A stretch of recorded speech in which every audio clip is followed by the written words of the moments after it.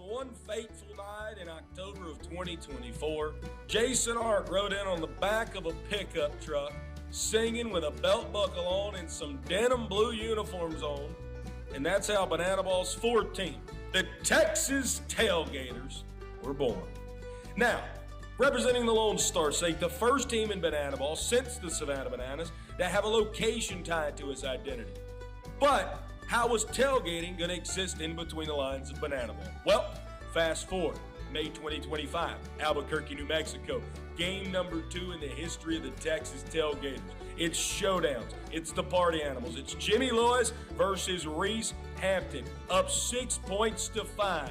Reese sends one down the left field line. It's tailing foul. A fan sticks his glove out and catches the foul ball, and the Texas Tailgaters win their first ever game in the history of their franchise by a fan-caught foul ball. Now, Cincinnati, Ohio, 3 weeks later, first big league stadium. Marcos Castillo reining in the right center field gap and has it for out number 2. It's that team in yellow. It's a big league stadium.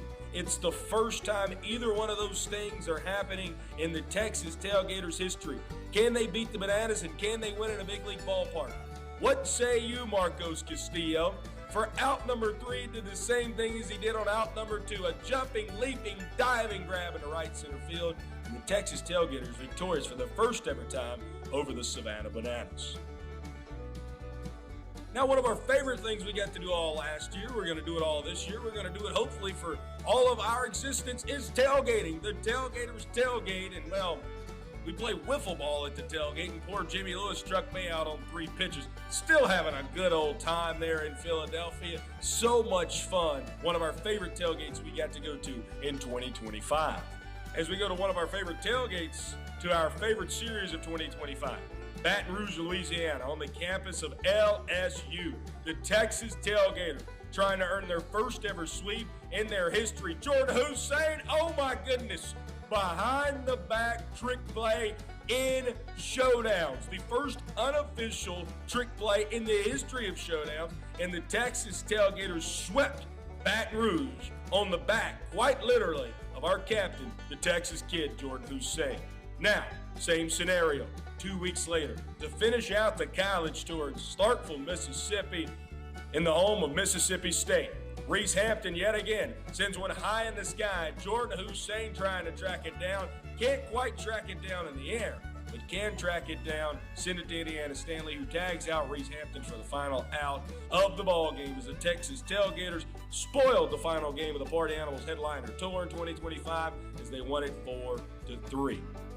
Then it was time to go to Texas as we began our headliner tour. John Reed, game 2 in Texas, and win number 1. The Texas Tailgaters, their first win in the Lone Star State by a final score of 3-2. And where else a better way to do it with a better left-handed arm than John Reed over those boys in black and pink.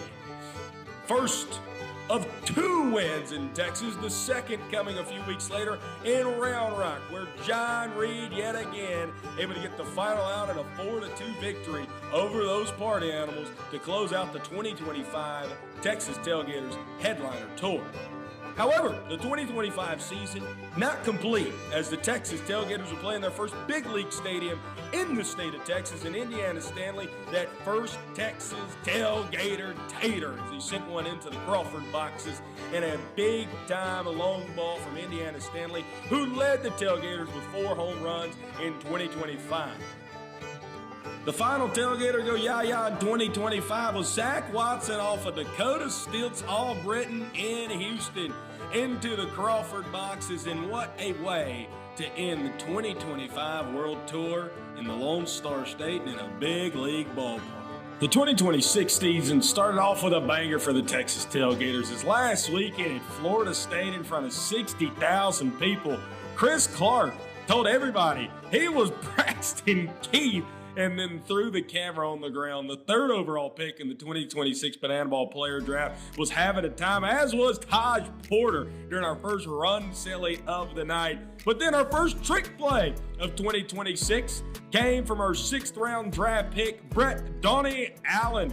The wonder from down under goes between the legs with Nigel the Crocodile on his bill, and then a little backflip action to leave in between the lines. The action only continued to pick up after that when Dakota Stilts Albritton sent an absolute dart to third, and then Jordan Bart said, I got time to do a trick play. The dive and grab, book it, and then the trick play as well, book it from JB. Perhaps the coolest moment of the night was Travis Munoz hitting the first home run in Tailgaters history in a football stadium, and then he had this to say. You just hit a home run in front of 60,000 people. How do you feel? Well, Brett, it's plain and simple. I'm the best there ever is. I mean, I wake up in the morning and I piss excellent. I'm a big, hairy American winning machine. If you ain't first, you're last. And then we went to Frisco, where I met my new best friend and the official mascot of the Texas Tailgaters. It's Grub, wearing a blue cowboy hat, that big old tail on his back, and a man who can eat every single piece of food at the tailgate. The official unveiling of the Tailgaters mascot had waited for a while, but something we've seen a whole lot is our shortstop, Jordan Hussein, doing stuff like that. I mean, come on, Fiver. Wearing a cowboy hat with the feather, the Texas kid, the captain, and arguably one of the best shortstops defensively in all of banana ball. So good we had to see it again, but we're not showing you the same play right here. Yes, Jordan Hussein, 5 trick plays last Saturday night in Frisco. This his 5th right here. A bare-handed catch for out number 2 in the top of the 9th inning. But the best moment of the night did not come from defense, but rather offense. Take it away, Ryan Stone. Batter, Kyle Kmart Martin. Who else would you want? In the biggest moment to this point of the Tailgaters season, down by 1 point in the bottom of the ninth, backs against the wall against CJ Williams. 1-0. Big on big. Kmart out to left field. TA going back at the fence. It's gone. It's gone. It's gone! Kyle Mart's first home run in the sport ties us up at 3 apiece. Where else would you rather be?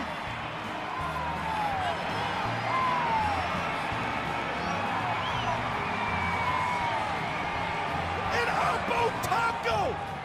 The first earned run CJ Williams has ever conceded. This is banana ball! The moment, never too big in the ninth, but what about in showdowns? CJ Williams, Nick Lopez, bottom of round number 1. How would it end? Low B, over the head of Gideon Antle. It's gonna roll for a while. Gideon's got good wheels. Get on your horse, Low B. Get on your horse. Antle finally gets to it. Lopez on third. An 80-grade arm sails over the head. Tailgaters win. Tailgaters win. Tailgaters win. Nick Lopez walks it off 4-3, and we are so back in the Lone Star State.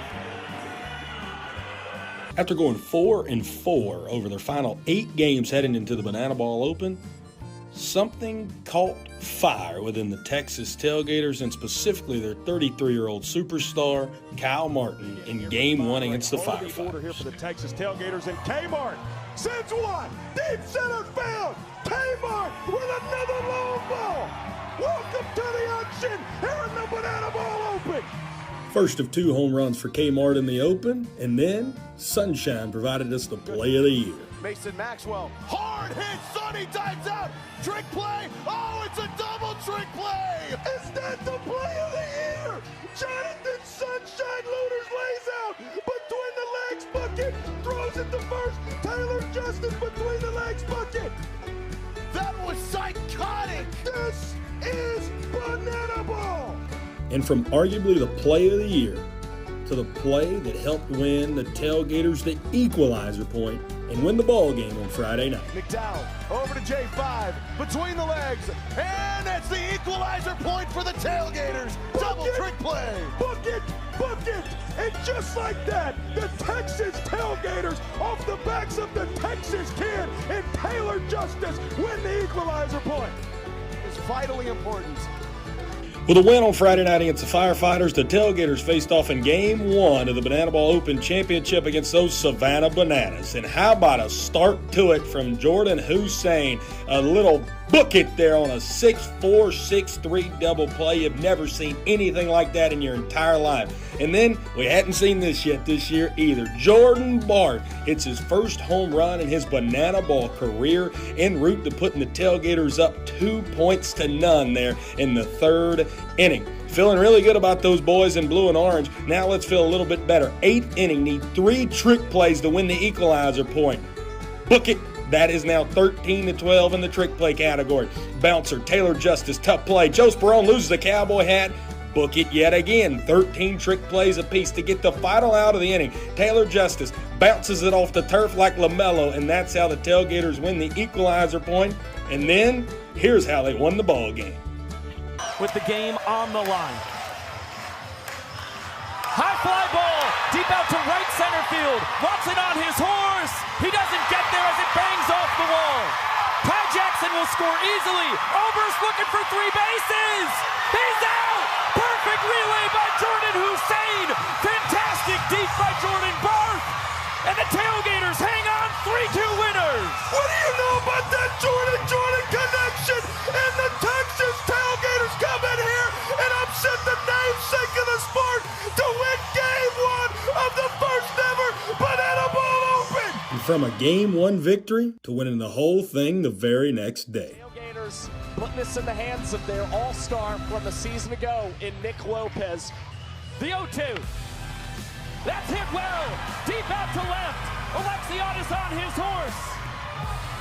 It settles on the warning track. Lopez around second. Reese gets to the ball.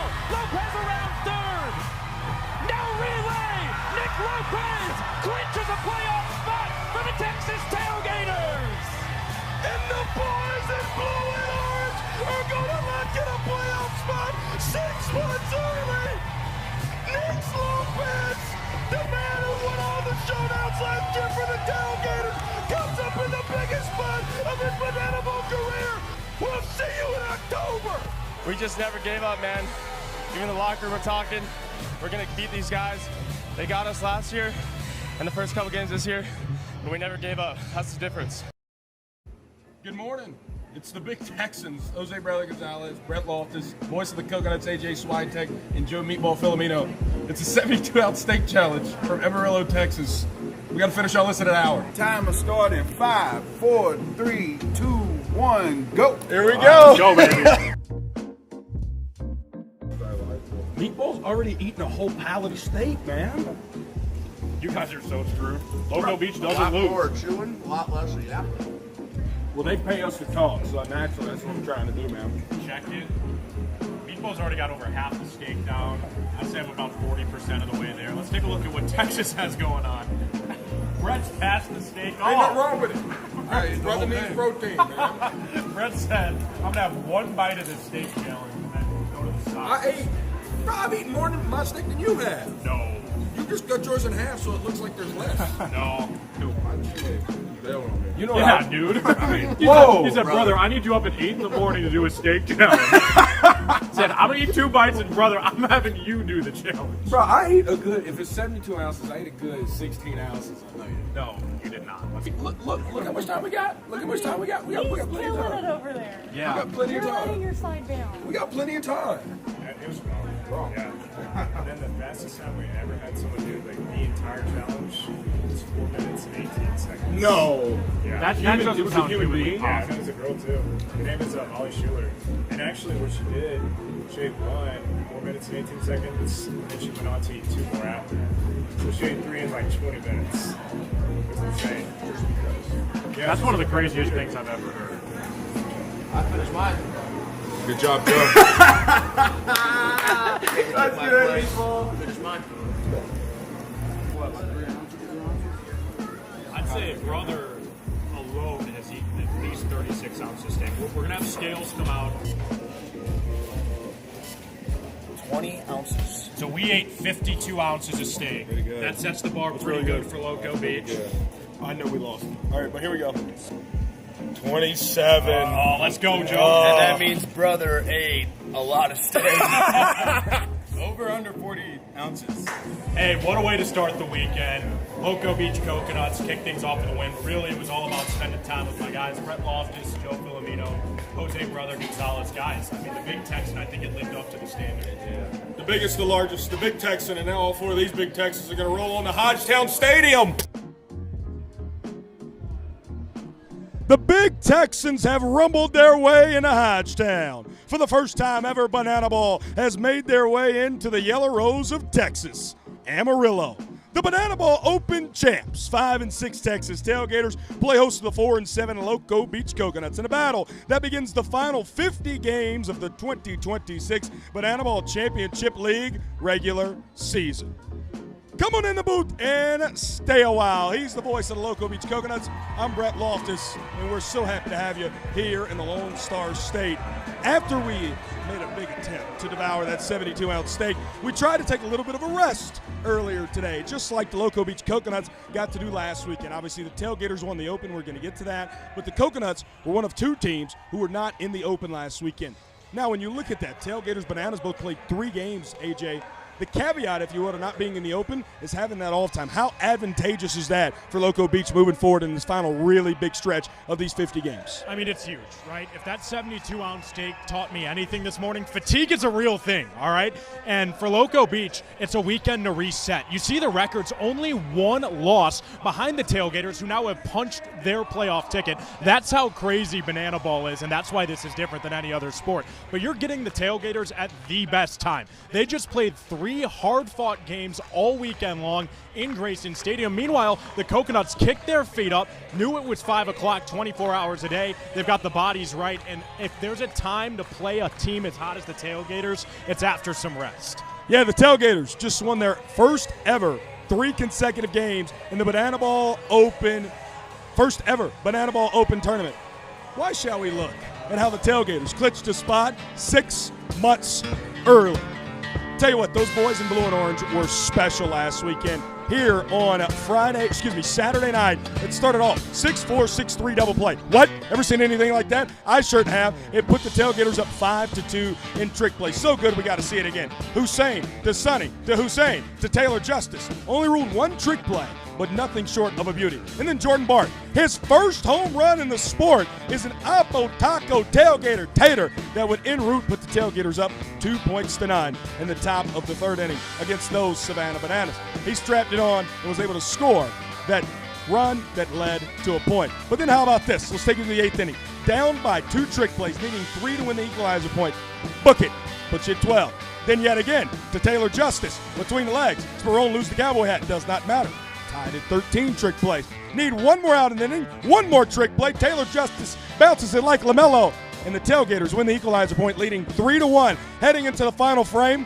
But what would unravel in the 9th inning is like nothing you've ever seen before. High fly ball, deep out to right center field. Watson on his horse. He doesn't get there as it bangs off the wall. Ty Jackson will score easily. Ober's looking for 3 bases. He's out. Perfect relay by Jordan Hussein. Fantastic deep by Jordan Bart. And the Tailgaters hang on 3-2 winners. What do you know about that Jordan connection? And the Texas Tailgaters come in here and upset the namesake of the sport to win Game 1 of the first ever Banana Ball Open. And from a Game 1 victory to winning the whole thing the very next day. Tailgaters putting this in the hands of their all-star from a season ago in Nick Lopez. The 0-2. That's hit well. Deep out to left. Alexiadis on his horse. It settles on the warning track. Lopez around second. Reese gets to the ball. Lopez around third. No relay. Nick Lopez clinches a playoff spot for the Texas Tailgaters. And the boys in blue and orange are going to lock in a playoff spot 6 months early. Nick Lopez, the man who won all the showdowns last year for the Tailgaters, comes up in the biggest spot of his Banana Ball career. We'll see you in October. We just never gave up, man. Even in the locker room, we're talking. We're going to beat these guys. They got us last year and the first couple games this year.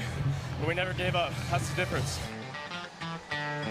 Let's take a look at that bracket, and how the Tailgaters were able to mow down everyone they seen, winning each of their 3 games by a singular point. Friday night and Saturday night against the Firefighters and Bananas, the Equalizer Point is what it came down to. And then there in showdowns, as you just seen it, the Tailgaters with a walk-off on the back of Nick Lopez, able to clinch a playoff spot 6 months early. AJ, I know you watched every game of the Open. Your biggest takeaway from the boys in blue and orange in the Open as a whole?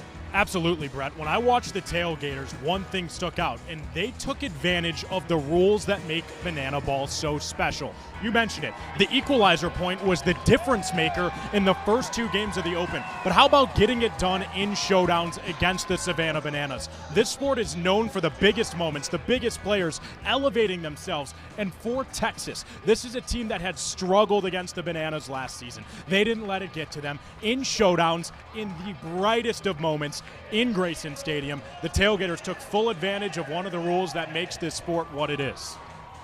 The Coconuts have an opportunity to win the Equalizer Point 3 times this weekend. One of the many rules here in the sport of banana ball that we absolutely love. Shall we take a look at those glorious 11 rules of banana ball? I think we shall. Banana ball is the fastest and most entertaining show in sports. And the 11 rules guarantee the most fans-first experience every second. Unbelievable! Welcome to the Banana Ball Championship League! Rule number 1, win the inning, win the point. The team that scores the most runs in an inning wins the point. It's a walk-off winner to the deepest ball in field! Oh my goodness! With the Equalizer Point, trick plays provide the away team an opportunity to earn a point going into the final inning. And in the final inning, every run counts as a point.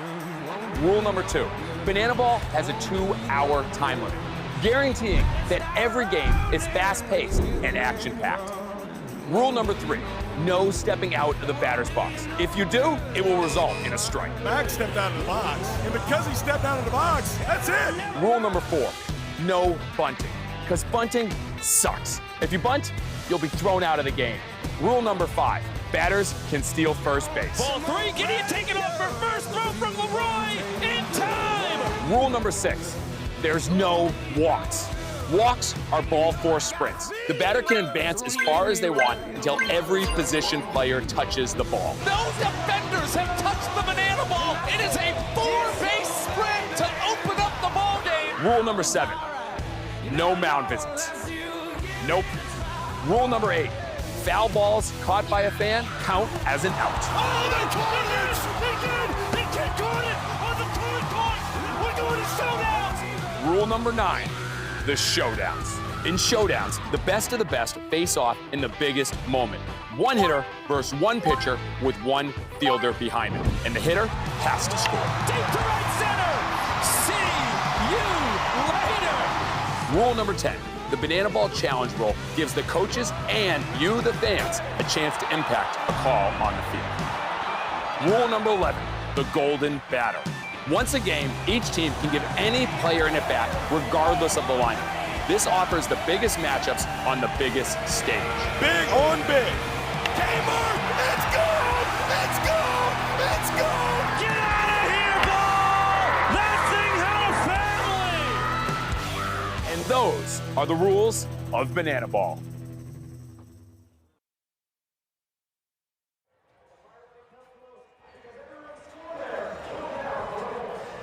Beautiful Hodgetown Stadium here in the Yellow Rose of the Lone Star State, Amarillo, Texas. AJ, you actually called a few games here in your past life, and people say this is an absolute boombox because of the elevation, but also the dimensions here in Amarillo. Boombox, launch pad. I mean, you could use however many idioms you want. Hodgetown is a place where the ball flies. We landed in Amarillo yesterday, and my fresh hair that I just find to be so pretty, it was blowing right out of my face, and I'm like, yo, that's not cool. That's not cool.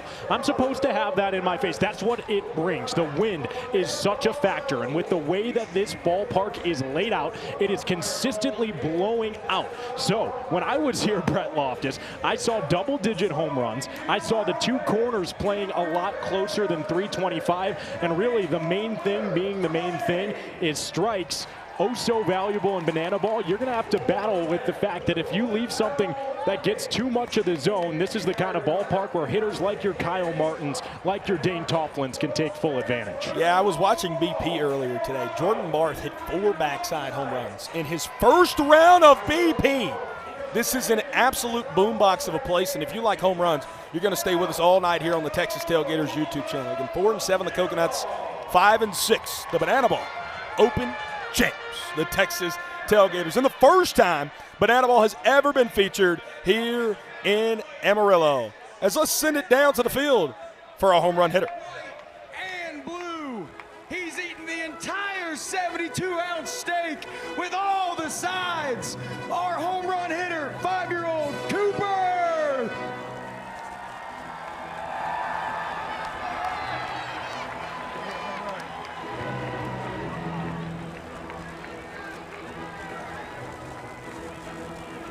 Hitting with a hobby horse off KP.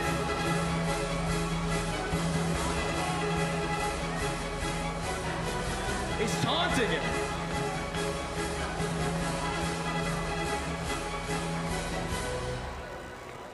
Oh, and he takes a hack.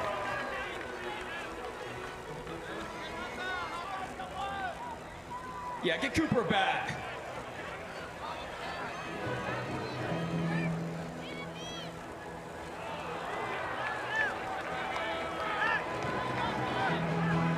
Bart's going out to the mound. Oh, and a belly bump. There we go, Cooper. And he smokes the ball. The Coconuts aren't paying attention. They're kicking the ball around. Cooper's running to second.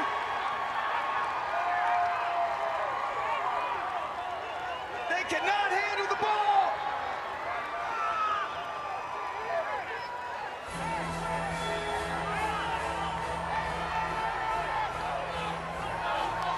He's coming home. He's safe.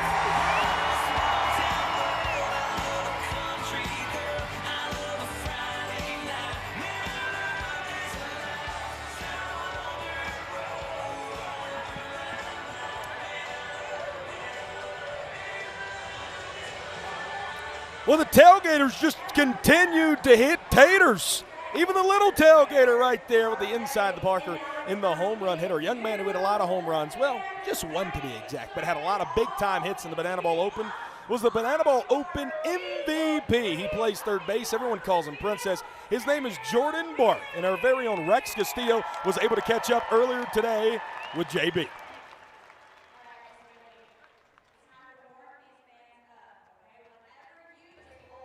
All right, guys, now we're just hanging out with an MVP. Jordan Bart, the Banana Ball Open MVP, winning that playoff spot. First of all, let's get your reaction. What was it like to know that you were the MVP of that whole tournament? Obviously, it was super special being the MVP, but, you know, winning the Open for the Tailgaters was even more special. And, you know, punching a playoff spot in April and for a tournament in October is something you don't see every day. So, yeah, I mean, outside of what I did, you know, that's my job is to go out there and help the team win the ball games. And, yeah, I'm just super special to be a part of this group, and, yeah. A special win for that group. Again, as you mentioned, already have a playoff spot. We don't have to, the playoffs don't even start till October, but how do you keep your foot on the gas with 50 games left before that postseason actually starts? Nothing changes. I mean, it comes from the top with our coaches. They obviously push us to win and push us to be our best self every day. And, yeah, I think we're going to come out here and do what needs to be done to win a ball game, and that's that. MVP is still locked in. Also another group that's locked in, your bullpen. You guys are turning trick plays left and right, but how good has the talent been on the mound for you guys to get those opportunities as well? Super, super great. I mean, it's awesome. They just come in, throw strikes, pump strikes. It keeps us locked in the field too, you know. It's something special. We got something special as a whole group, and it's fun to be a part of it. Look, he has more hardware to add to the trophy case, but the MVP and the Tailgaters still locked in. Thank you so much, Jordan. Hey, AJ, Brett, let's send it back to you.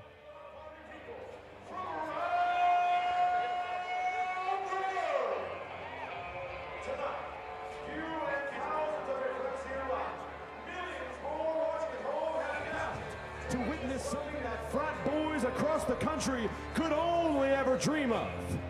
From parking lots to 80-foot yachts, from backyard grills to a stadium that thrills, the pregamers come from every corner of the globe to witness this. But this is not baseball. No, this is the arena where these Texas two-stepping, tradition upsetting, big hit getting ball players await the opening of the gate to deliver a Texas-size beatdown to whoever lines up across from them. And tonight, ladies and gentlemen, well, it looks like the Loco Beach Coconuts are about to find out why you don't mess with Texas. But no, this is not your granddad's pastime. This is not just another night at the ballpark. No, this game is baseball by birth. But it's fruit by name and an absolute worldwide phenomenon by the grace of God. So now is the time for all 7,000 people here in Amarillo, Texas, to get up on your feet and give me your voices. Because this is the greatest pregame in sports, and it never ends, because this is Banana Ball. Amarillo, Texas, are you ready? Your starting lineup for the Texas Tailgaters. Designated hitter, number 9, Nick Lopez. In left field, number 2, Zach Watson.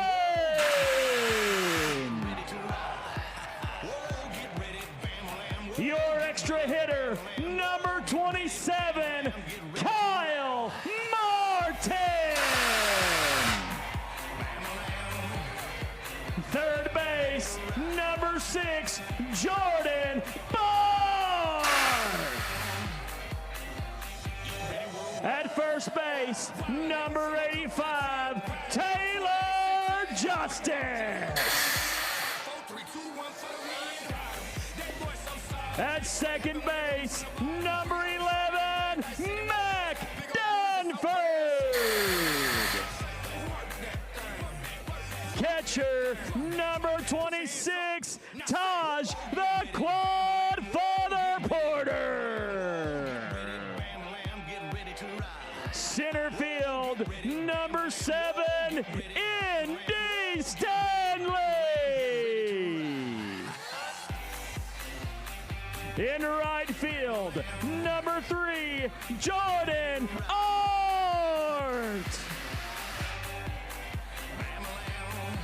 At shortstop, number 5, Jordan Hussein.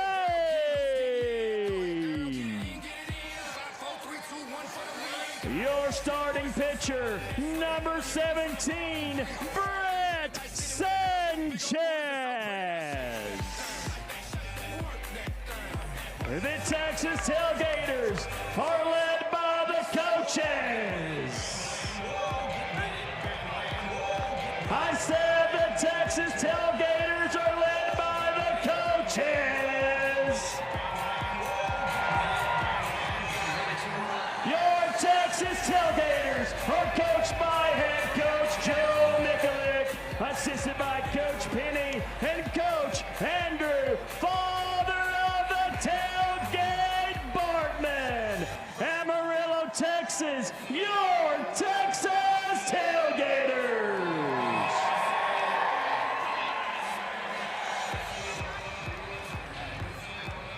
Ladies and gentlemen, at this time, we ask that you please rise if able. Remove your caps and join us in honoring America with the singing of the national anthem. Please welcome to the field, Brett Bunting.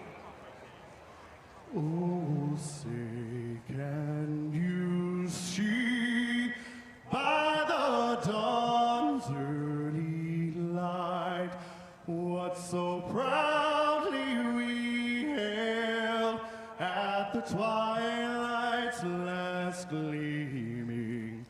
Who broad stripes and bright stars through the perilous fight.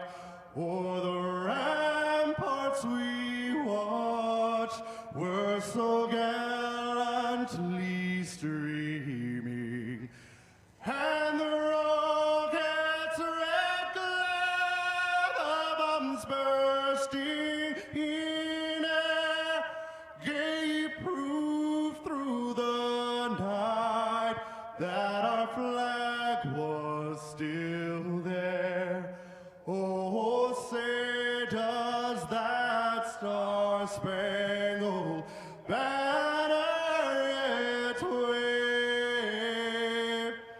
o'er the land of the free and the home of the brave?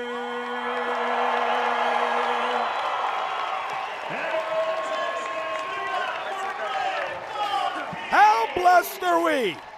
The Yellow Rose of Texas welcomes Banana Ball for the first ever time. The Loco Beach Coconuts and the boys representing the Lone Star State, the Texas Tailgaters. Man, isn't it great that we get to start the final stretch of the 50 regular season games with a 3-game series here in Amarillo. I mean, it sure is great. Brett, I look at you all the time. I think almost every day. And I look at you and I say, man, the world gives me so many reasons to smile. This right now is at the top of that whole list because it's Coconuts and Tailgaters and such a meaningful game at this stage in the season. For Loco Beach, after being swept 2 weeks ago, they've been scratching and clawing to get another opportunity to get in the left-hand column.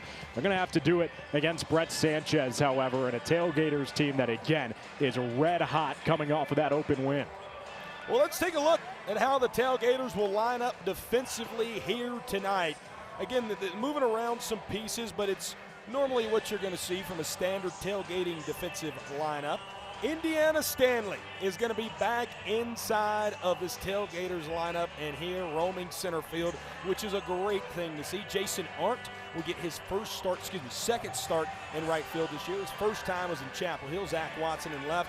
Your normal middle infield duo, Mac Danford, will not be at second base. It will be Jonathan Sunshine Looters, the designated fielder. Corners there, Barth and Justice. Ties the quad father Porter, catching his 4th straight game, if you're including the open in that. The first time he's ever done that in the blue and orange. And then, as you mentioned it, it's the young man from Belhaven University on the bump tonight for the boys in blue and orange, Brett Sanchez. Stink, as we love to call him here in Banana Land, making his first start for the Tailgaters in 2026, his rookie campaign, and his 3rd start ever in Banana Bowl. Those 2 previous starts coming for the visitors in 2025, but Stink has been rather disgusting on that bump.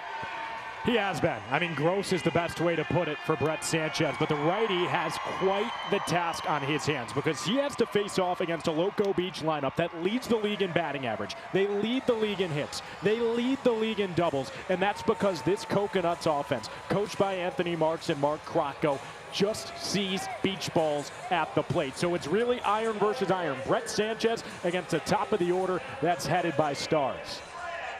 And let's look at those Coconuts. As you mentioned, again, the big-time lineup of the Coconuts bat, how they'll line up 1 through 10.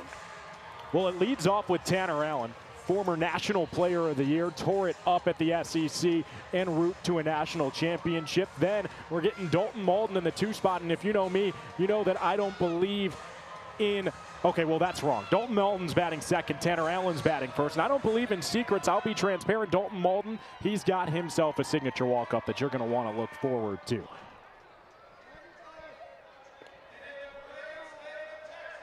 We're going to say light the grill. So on 3, I want you to help me say light the grill. Ready? 1, 2, 3.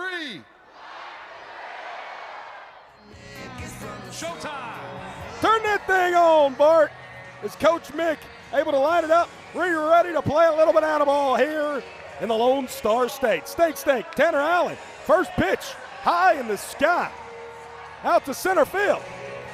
Tip drill, book it for out number 1 in the ball game. Indiana Stanley, welcome back to the lineup, young man.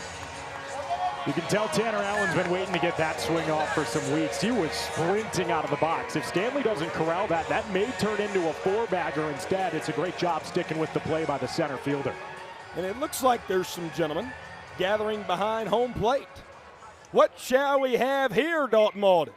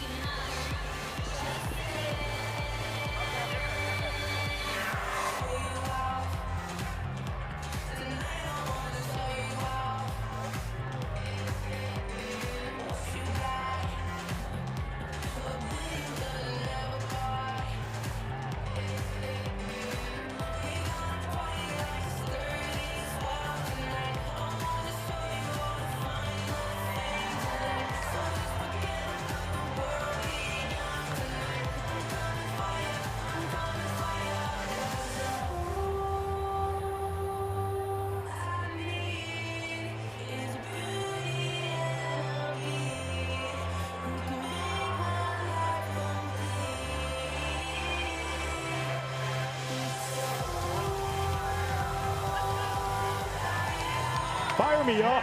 I hate that I have to admit to this, but I mean, I do know. Justin Bieber having himself a moment right now with Coachella, sung it, and I mean, I have to say, I think Dalton Malden may have just done one better. Songbird of our generation up 1-0 in the count. Taking a ball and a strike, according to Hector Gonzalez, who's behind home plate here this evening. Stank working with quite the pace thus far. One pitch run out, now in the driver's seat. Got it! Don't look at off! Thank you! Thank you! Thank you, Brett Sanchez. His first punche in his first ever start as a Texas Tailgater. He's ready to party like it's 30-12 tonight. Brett Sanchez making it look easy. 4 pitches for the punchy, but now he's got one of the hottest bats in the sport walking up to the plate. Big Maple, lone Canadian-born player in banana ball, has just started this season on an otherworldly tear. It's in the sky, trying to find it.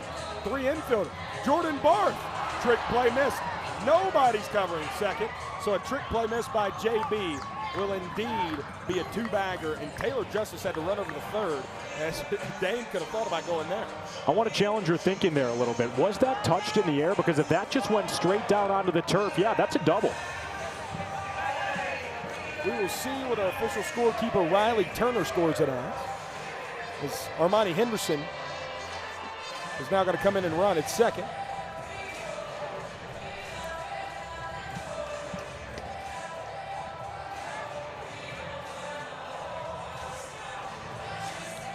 The 1-1. Oh, Brewer way behind that one.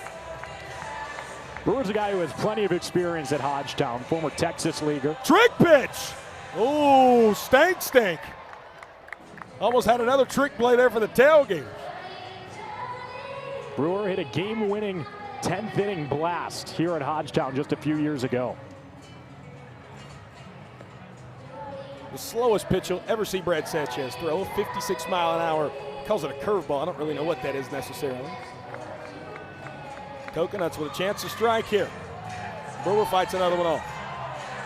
Big Ten Player of the Year in 2019, the same year that this facility opened up here in Amarillo. Beautiful spot.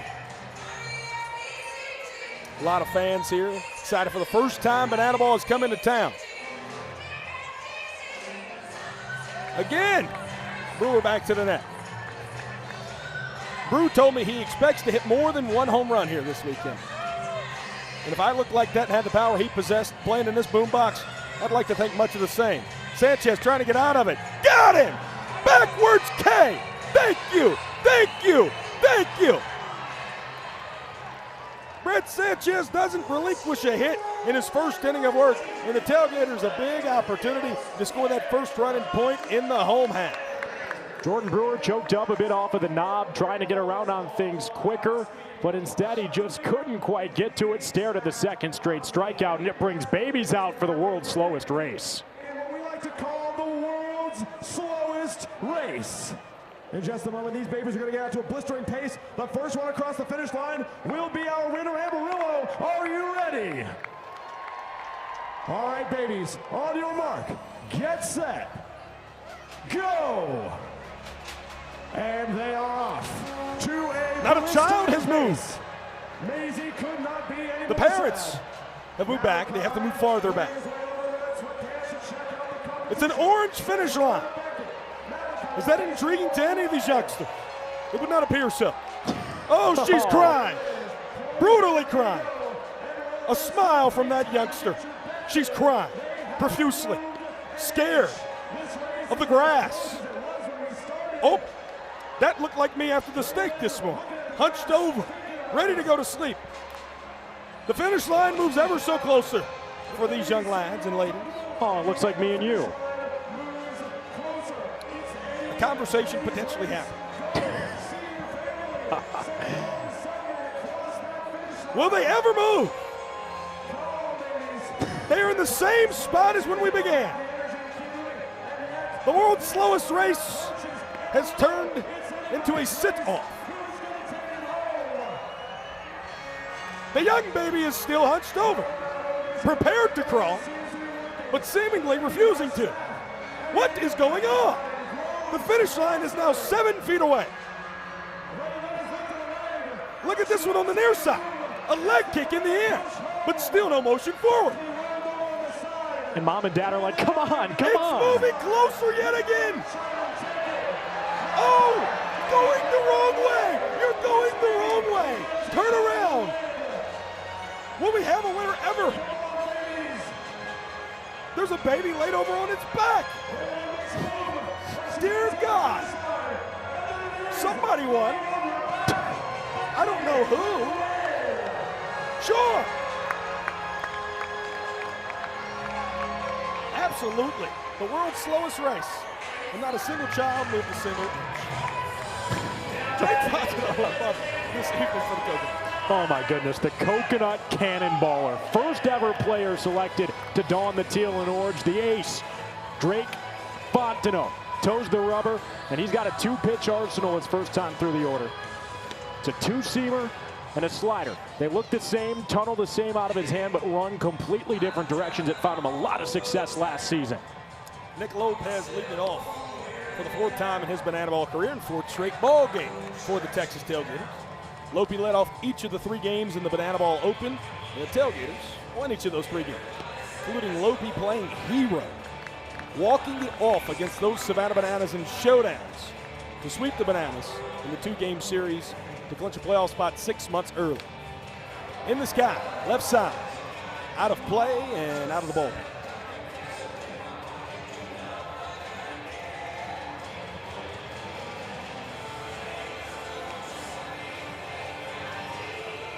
Ball and 2 now from the 2nd overall pick.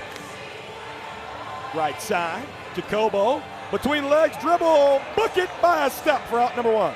Double dribble, illegal in basketball, encouraged in banana ball. Sal Jacobo, El Mago, a magician on the right side of the dirt, gets the trick play column all knotted up. And while we're talking about that Loco Beach defense, keep an eye out in center field. For the first time this season, Ben Parker not getting a start out there. It's Grady Morgan, the designated fielder, manning the deepest part of the ballpark here at Hodgetown.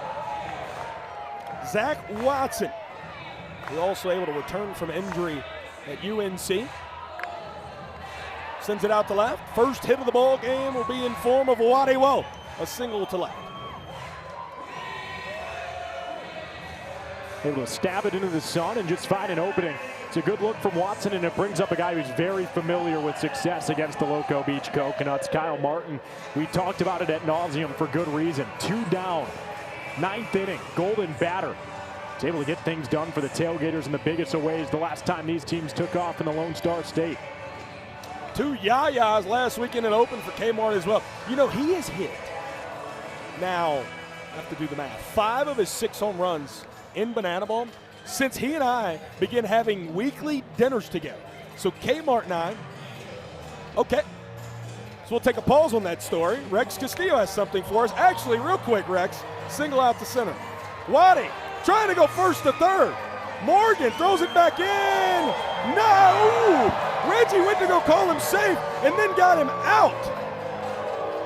Grady Morgan in center field. Are you kidding? His debut. And it's an absolute bow and arrow. to catch the runner on his way to third. That's how you help the Coconut Cannonballer. What an effort.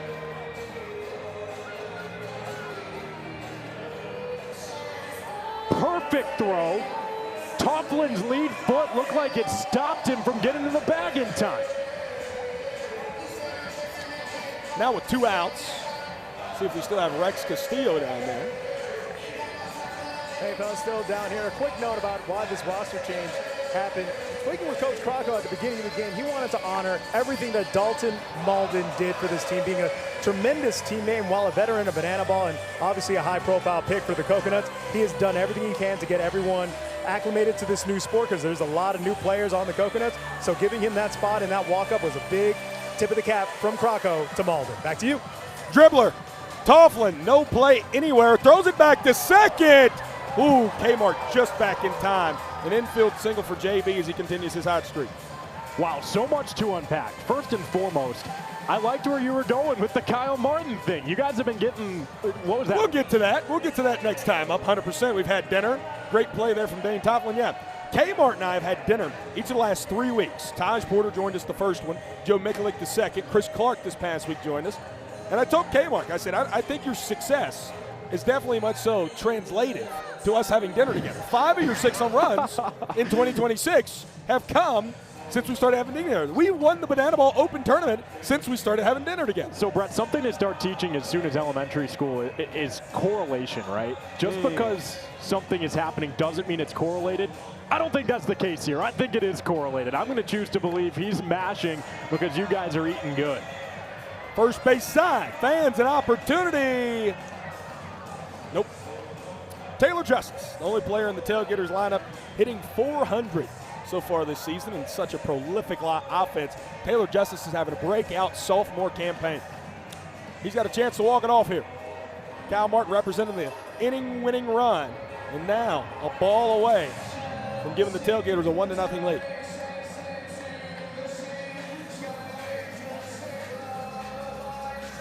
And that's it. A walk-off ball force sprint for the man who just stays hot.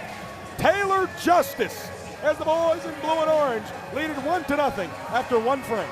It's been the Achilles heel all season long to this point for Loco Beach. They lead the league. Now 59 ball force sprints issued, and that gives these guys a reason to dance.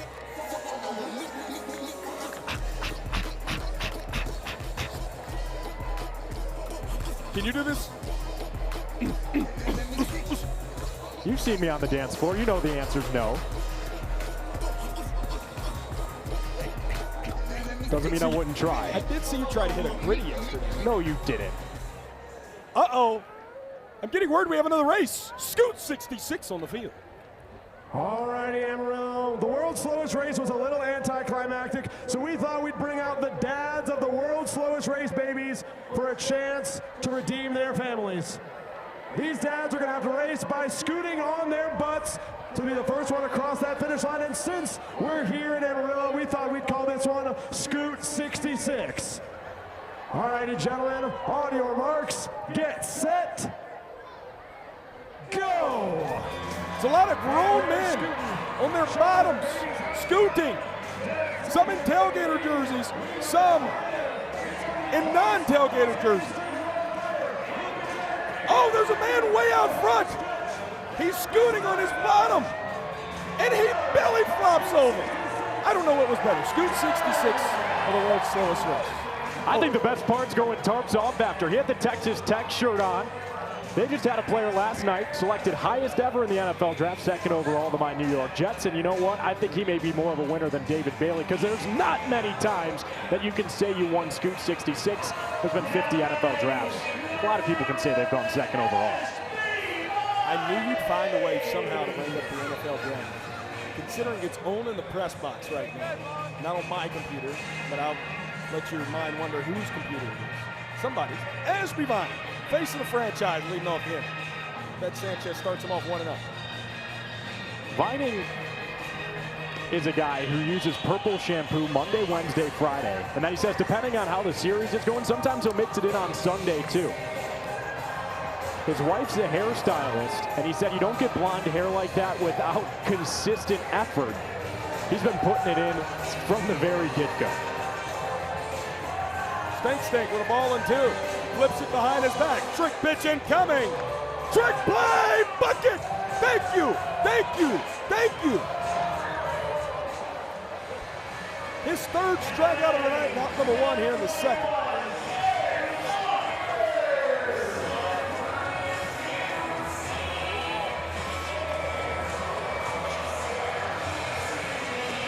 Brings up Eric Osberg at the plate. Hitting just above the Mendoza line this season. The 10-year professional houses one of the best one-piece card collections on this earth, and I'm not exaggerating. But they're in a bank, so don't even think about trying to get to them. Being informed that was not a trick because of the gap. Heel down the 3rd here to Reggie on this one from Eric Osberg. Says Eric did not go around.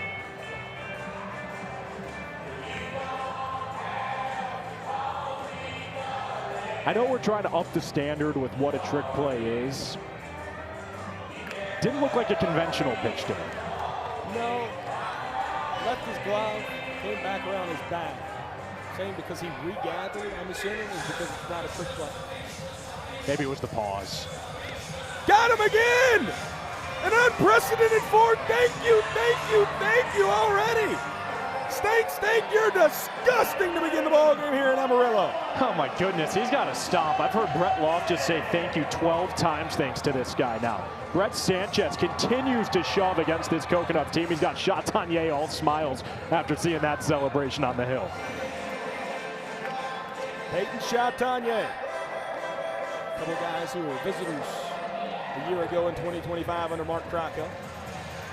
Shotty told me this is the weekend he's going to get going offensively. See the average down there in the bottom right corner of your screen on our brand new scoreboard. But he's going to get it going this weekend according to him. Not right there. My goodness. He strikes out the side. Thank you, Infinity. Brett Sanchez. Welcome to starting a ball game for the Texas Tailgaters. 5 ponches already. Are you not entertained by Stink? Age-old saying, right? Home run sells seeds. Strikeouts are here. No. I love that. Brett Sanchez is playing at a completely different level. 5 strikeouts through 2 innings. That's what you want from your starting pitcher, and he's giving them lots of reasons to thank you. Thank you. Thank you. Thank you. Thank you. Thank you. And again? Thank you. Thank you. Thank you. One more time, I didn't hear you. Gracias. Grazie. Thank you. Shout out Cheito, Jose Benitez. That thank you has become a signature Shelly this year from Brett Sanchez. And I'm going to be honest with y'all, if I can tell you a secret between me, you, and God. I was very much so out on this celebration to begin the year. But you struck out as many guys as Brett Sanchez has this year. Now running that count up to 19 on the year with 5 already here this evening. You can do that as much as you possibly want to. So Brett Sanchez has looked great, right? But I want to focus on the guy on our screens at home, Drake Fontenot, because when you take a pitcher 2nd overall, it is for when he takes the mound. You want those starts to be what you've been getting from Chris Clark with the Tailgaters, what you've been getting from Noah Niznik with the Bananas. It needs to be utter domination from Drake Fontenot. And after allowing that 1st inning point, let's see how he battles back, because this is a guy who has just a brain made of titanium. He is really good at leaving the past in the past, but he's got to locate to be able to help his team hold this deficit at 1. Mac Danford, who has a regular season 6-game extra base hitting streak, is in the driver's seat here, 3 balls and no strikes. Drake able to get back in there, 3 balls and 1. Pride of Grand Ridge, Florida. Somewhere in this world, Dee Dee and Randy Danford are watching tonight, as is Max Bride, Eileen. Mac, very good weekend last weekend, including an inning-winning walk-off home run on Sunday in the win over the Bananas in the Open. And a ball for a sprint from McAdoodle. How far will he go? Big round at first, but that's as far as he'll go. Back-to-back ball four sprints now that Drake Fontenot has issued out. The walk-off sprint to Taylor Justice in the first, and now to lead off the second. Also an opportunity there to see Ben Parker has taken over again in center field. He was a part of that ball four sprint defense that faces off against a Tailgaters lineup that this season has hit 10 of their league-leading 17 home runs in football stadiums. So both of these teams have hit 7 in baseball parks, but this one plays more like a football field with the dimensions than your typical baseball stadium. The quad father behind 0-1. TP just such great two-strike hitting in the open. Trying to translate that now back to the regular season. It's just a reminder for those watching at home, the open wins, losses, and individual stats do not count towards the 61 games of regular season play. Grubb is trying to do a dance. Is now Drake in another 3-ball count. Come on, throw in the dark one pitch. And another ball for a sprint. McAdoodle on his horse. Coconuts clean transfers. Got to be runners on the corner still with none out. Jacob Pippersick will now run at first. Good to see Pip come back after we didn't see him in the open after being injured at the University of North Carolina. I think that hot dog went straight to his quads. I do. And I also think that it is good to see these Tailgaters having such a mature approach at the plate. They're almost daring Drake Fontenot to throw strikes. They have no intent of taking that bat off their shoulder until he fills up the zone, and that's what you need to do to stack points early in a ball game against a team like Loco Beach that consistently gets better as the game rolls forward. They've been the kings of the comeback. This one hit to the outfield. Center, Ben Parker just came in the ball game, slides for it. Mac doesn't tag up. Would have been a very close play. But a heck of a play there for out number 1. So 2 different center fielders have made 2 different big plays for the Coconuts. Now it was Grady Morgan catching a runner at third, and now Ben Parker somehow able to hold the runner there with the diving grab. I don't know what the plan was there on the bases. 2 runners in scoring position, infield in. The only one that matters is the runner at third. As by July, Jason Art. He had a walk-off in the open, a couple knocks as well. Gets a start in right field tonight. Jason still looking for his first dinger of 2026. Now Drake Fontenot gets that 0-2.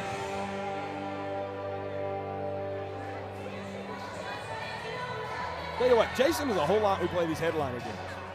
He's out in the plaza singing pregame, does all the in-game, or in-venue, I should say, announcements of the players, and is also getting the start in right field. Right there, Drake Fontenot battling back, getting out number 2 via strikeout. His first of the ballgame. Music to Drake's ears right there, because if he can get out of this inning scathless, I mean, that's huge. That's huge for the confidence of number 6 on the bump. Now an out away from doing such, he's in a big-time spot against the 10-hole bat, Jordan Hussein, who's got it done with the glove and arm this season, but is still looking to get things going at the plate.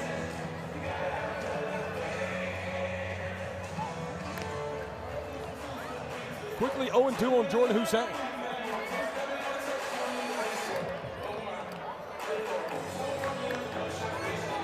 Hussein, shallow left. Chatinier calling off everybody and has it. What a big time get out there from Drake Fontenot. Stranding the inning-winning run on third with none out, and then getting out of it with no damage. That is the player that Coach Crocco envisioned starting series for his team when he took him with the 2nd overall pick. The only player selected after Jackie Bradley Jr. I mean, it was immediate. And, you know, that puts you in really special company for Drake Fontenot. That's what you're looking for when he takes the mound. It remains a Tailgaters 1-0 lead as we head to the 3rd. Let's look at these dingers, shall we? So far here in 2026. It's the boys in blue and orange sitting atop this leaderboard, and for very good reason. They have played already 3 games across 2 football stadiums.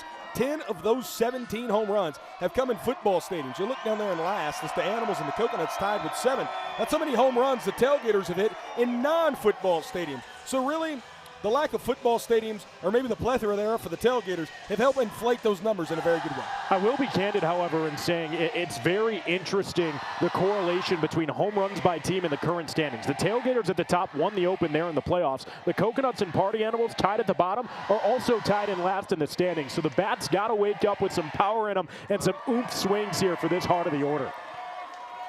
High in the sky, out to center. Indy tracking back, looking up. And it one-hops the fence off the bat of Gideon Antle. Gideon on his horse. He's easily going to get to third as he'll slide in anyways. A leadoff triple. The first hit of the ball game for the Coconuts. The Ant-Man. That's how you wake up with a dangerous swing with some oomph behind it. All the way to the 400-foot side in center. Got it over Stanley's head, and now it's a three-bagger to get things going for a Loco Beach team that needed exactly that. First pitch misses away to Sal Jacobo, who, man, has been on an absolute heater to begin the year for the Teal. Salamander, obviously a party animal in his rookie campaign in 2025. Played in the absence of Chase Acuff, and he's taken all that positive momentum to conclude 2025 into 2026. Elevates to left. Zach Watson coming in on it. Waddy going to power up a throw. Still a good arm from that man. Won 2 Gold Gloves at LSU for a reason, as he'll hold Antale to third. Good decision from Gideon to hold on. With nobody away until that grab was made, you've still got some time to play with. Definitely don't want to make out 2 on the bases with a power bat like Brett Carson coming to the plate in a big-time revenge spot. Brett, you got very familiar with dual threat, be everywhere Brett Carson a season ago, both on the mound and at the plate. And now here he is as the team's DH in the 10th spot. Good to see BC getting some more plate appearances. Didn't get his first one of the year until San Diego. Now has been a more consistent bat in this lineup. Fans have an opportunity down the third base line. Ooh, a Coconut fan let that one slip between his hands. I would hope so. Brett Carson at the disc. Be everywhere, Brett. Just misses on the inner half there to BC. Ball force Brett could plate the first run of the evening for the Coconuts. Again, sliced foul. Rattles off the, what is that? Snowballs! Out there in left field. You ever had a snowball, AJ? Oh my gosh, I eat snow every day. You're too young for all that.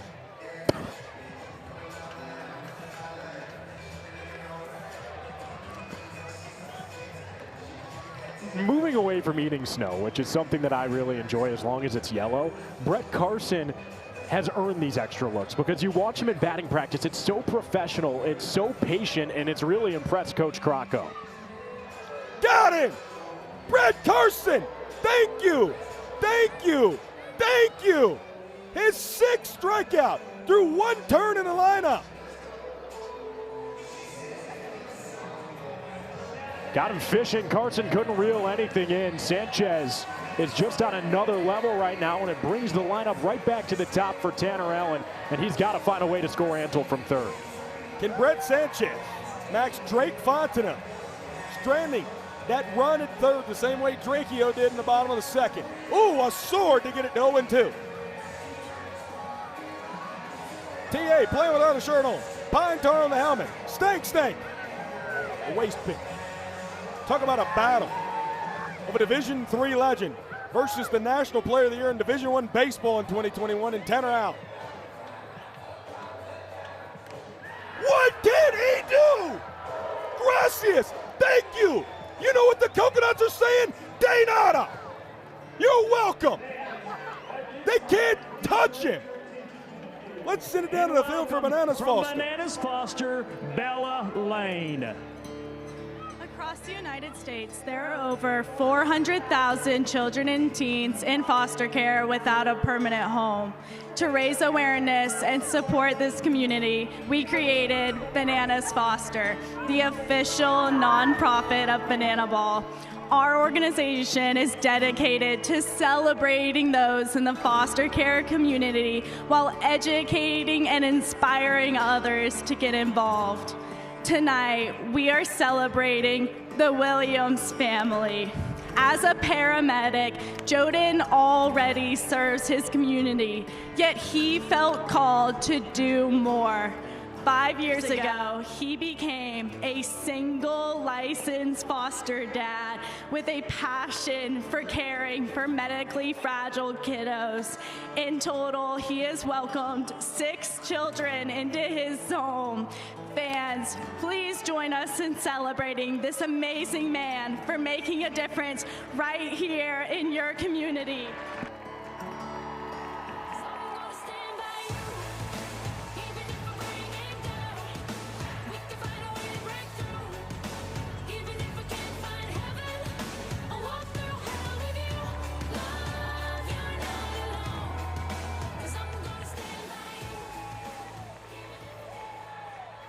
Bella Lane on the field introducing the Williams family here in Amarillo. And what a special moment. The first time Banana Ball has ever touched down here in Amarillo, Texas. That also means the first time that the most special moment of each and every Banana Ball game gets to happen here in front of all 7,000 people at Hodgetown. The Bananas Foster family of the night. You can text Bunch to 50155 and support Bananas Foster as well.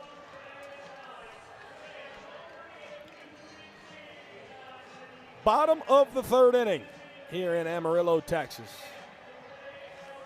And what a very odd ball game we've had thus far. A couple of pitchers that have gotten out of some tough jams. Drake Fontenot gave up a walk-off ball for a sprint in the first, now beginning his third inning of work. He'll face the top of the order here in Lopez, Watson, and Kmart. It's a tall task for Drake Fontenot, but he's got to be feeling good after what he was able to do in the bottom of the second inning. Couple of runners in scoring position. He rallied to get 3 straight outs with some help from his defense and a big punch out when the doctor ordered it urgently. Lopez, Watson, Martin. Pound for pound, one of the toughest tops of the order in any lineup here in Banana Ball. It's a big test for Fontenot, who looks to make it back-to-back scoreless innings. None of Lope has anything to say about it. Ooh, disgusting pitch to get to 0-1. He really only brings that curveball out in his second time through the order. That's why. What about that second time you ate that steak this morning? You went in for seconds and then thirds and then fourth. 72-ounce steak challenge at the Big Texas. A.J. Swiatek, myself, Joe Filomeno, and Jason Art participated in. Oh, come on. It wasn't Jason Art. It was Jose Brother Gonzalez. Jason Art was supposed to come. Thank you. I'm glad that you said that. I got to give Brother some credit because he was on your team. He was, but Jason Art was supposed to come and said, I don't want to do that. He said, I can't eat that much steak at 9 a.m. Drake Fontenot says, I don't care what time it is. I can get a punch out for out number 1. But back to the point. Jason's supposed to come. Brother, call somebody out of the bullpen. Brother's like, hey, man, I can eat as much as you need me to. He ate legitimately 40 ounces of that steak. Where is Zach Watson? Where's he at? I want to see Zach Watson. Where's he at? Ooh, spicy.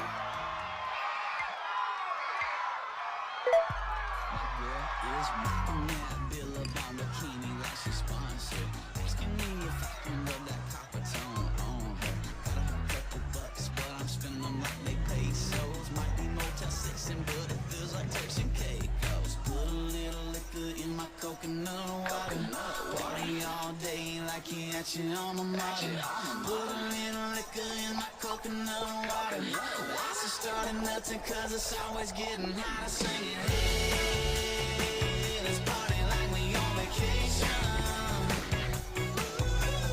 Hey, let's party like we on vacation. Toes up in the sand, cold in my hand. Toes up in the sand, cold in my hand. Singing, It does feel like we're on vacation because we're already locked into the postseason. Waddy with his former teammate Brett Carson there wearing a bikini to begin that walk-up. Coconut oil now on Waddy. Absolutely served face did Mr. Watson. Yes, he'll fall behind 0-1. My favorite part of that whole walk-up was the Diet Coke. Okay. It's my silver. That's my silver lady. When I see it, it just gets me going. Waddy, he's got going tonight. 2 for 2 thus far. I know Miss Jess is watching at home, his lovely bride. Very happy about the face he served. We're also very happy about Waddy getting off to a hot start. Just ate a glizzy without a shirt on. I need you to explain for the plenty of people, my parents included at home who are watching. My parents probably too. What is serving face? Mewing. What is mewing? Kmart!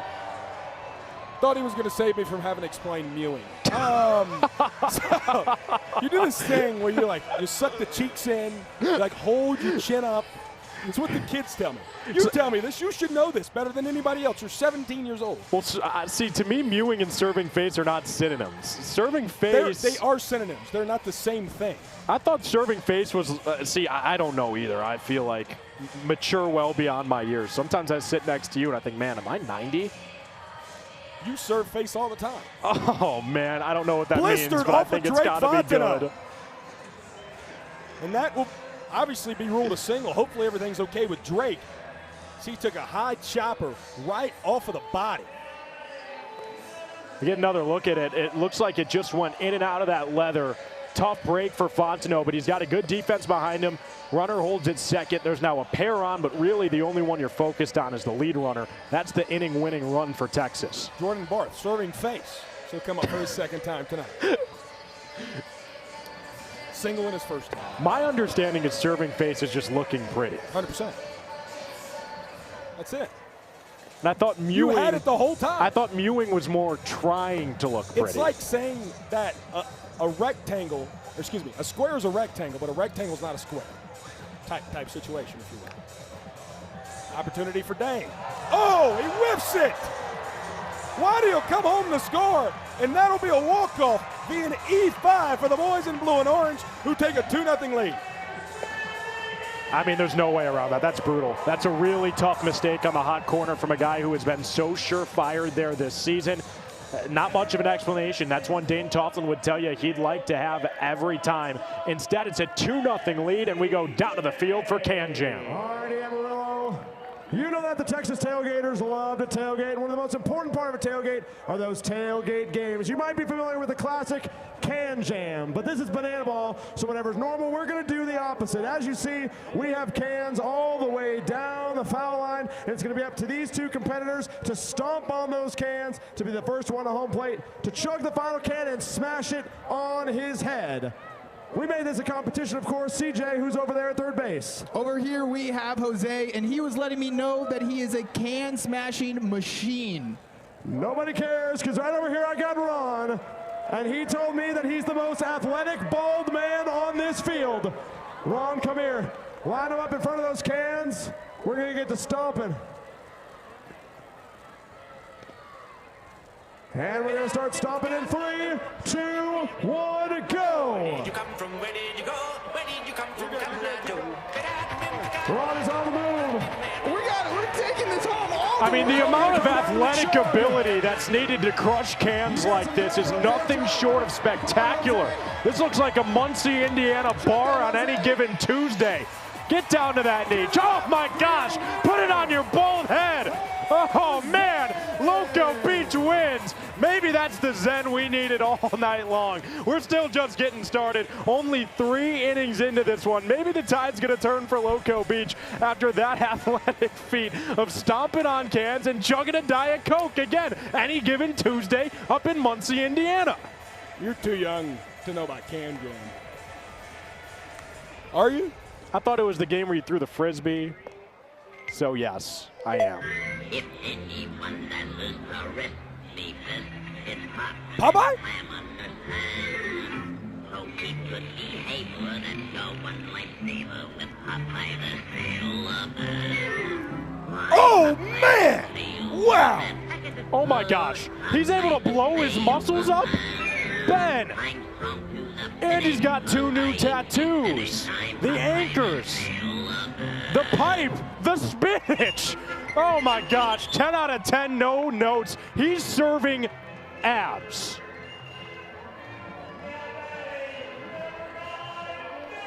He served some face there as well. Best body in Banana Ball, Ben Pumps Parker. Hitting .395 with spinach dripping on him. Pops it up into the sky. Oh, it gets down though. Ben Parker into second. There's more trouble. He's not stopping there. Ben Parker, Popeye the Sailor Man. How possibly shall we score that? That's what I want to know. Not a single tailgater touched the ball until the throwing area in the center. So clearly there's one error on the play. Is there any way we can see a replay of this? Because this is the second time this year that we have seen the tailgaters infield miss it. So it will be officially considered a double, and then an E2 throwing error by Taj Porter. Wow. Welcome to Banana Ball, I guess. First time I've ever seen that play after a walk-up. Kids, that is why you eat your spinach. Only good things happen when you eat your spinach. That's what I was taught. I guess it's kind of worked for me. Dane gets under the glove of Taylor Justice. In the first run of the ball game, scores for Loco Beach. And what do they have here? That, my friends, is why you drink maple syrup through the straw. And here comes the crab. KP, show us how it's done.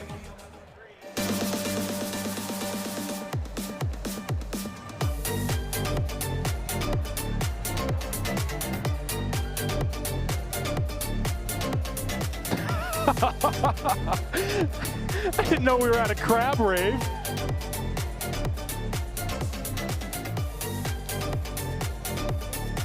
I would consider this one serving seafood. Whatever they're serving, I want seconds. Armani Henderson getting into it in spirit from the bases. This is good stuff, man. We're in sync. We're raving. And Kyle Perry's fired up. He's 101, whether it's in a crab suit or not. I guess now the only thing on my mind is I really could use some crab legs. Sanchi trying to lock it in after giving up a double that didn't touch anybody. And then an RBI single as Armani Henderson running in place of Dane Tofflin over at first. So good the first time through the order was Brett Sanchez. 1, 2, 3, 4, 5, 6 strikeouts. He has 7 on the night. Double play opportunity. Fiver, only play at first. Trick play, book it. Tailgaters lead that category now 3-1. Really good get-off speed by Armani Henderson, the designated runner, is why that wasn't a double play ball. He was able to cruise in there on his feet and safely because of how quickly he got off after Sanchez released the ball. It brings up Ashby Vining, a guy who has cut 13 pounds in the last 2 weeks, trying to look better for weigh-ins on social media. Yeah, he said he's on a big-time cut. He said, please, Brett, do not forget to mention that on the broadcast. I said, okay, Ashby, I'm sure I won't. The 0-2. That's even better because I know we had that exact same conversation. He really wants the world to know he's down 13 pounds. You look great, Ashby, as always. You know, you always had some LBs as a dad, and he's preparing to be a father, but not to add those LBs. Steak shaking a little bit here. Chris Clark, pardon me if I missed that. I'm so sorry. 1 and 2 there. Chris Clark just tried to throw a banana ball into our broadcast booth. Ponche! Thank you! Thank you! Thank you! The 8th strikeout of the ball game for Steak. Now Chris Clark is writing something on a banana ball. Can we, I know we're in replay here. Chris Clark throwing it up. A young man just caught it. The 1-0 here to Eric Osberg. Chris!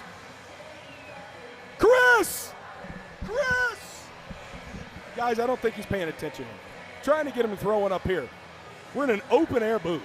It's Eric Osberg high in the sky. Should be out number 3, Indiana Stanley. Tip drill. Book it! Indy to Sonny. Tailgaters lead the trick play battle 5-1, but the Coconuts score their first run of the ball game here in the top of the 4th. It's what the boys in blue and orange have done best all season long. They lead the BBCL in trick plays, but now it's up to Drake Fontenot to hold on and secure a point to even things up here. Hey, baby.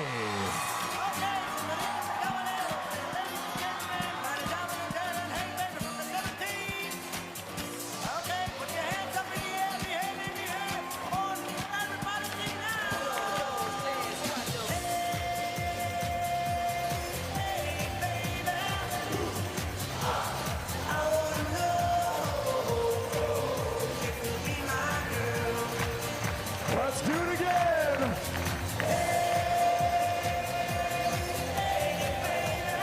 Ooh! Ah! Keep clapping those hands while we shuffle.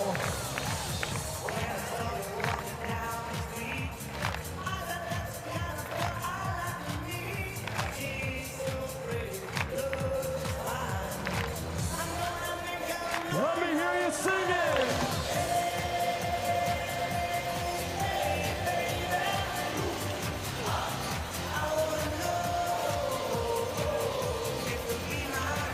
One more time, Amarillo.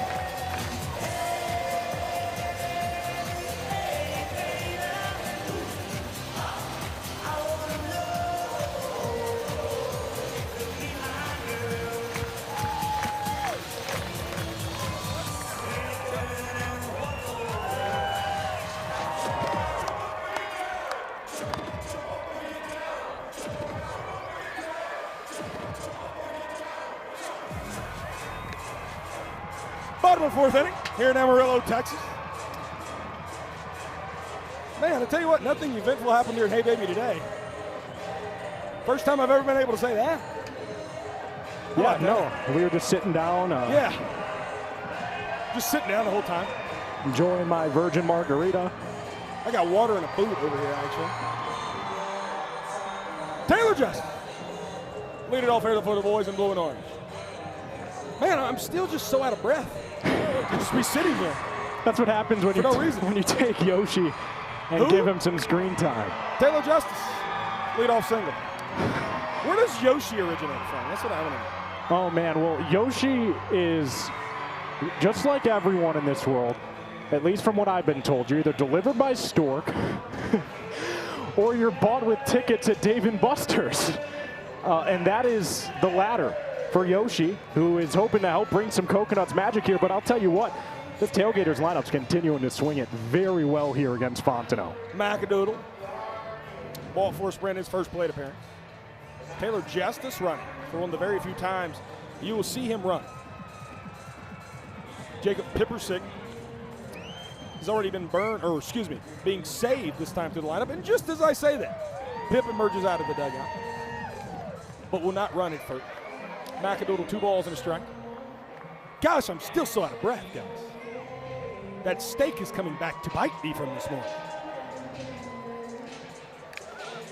Blistered up the middle. Oh, backhand Sal between the legs.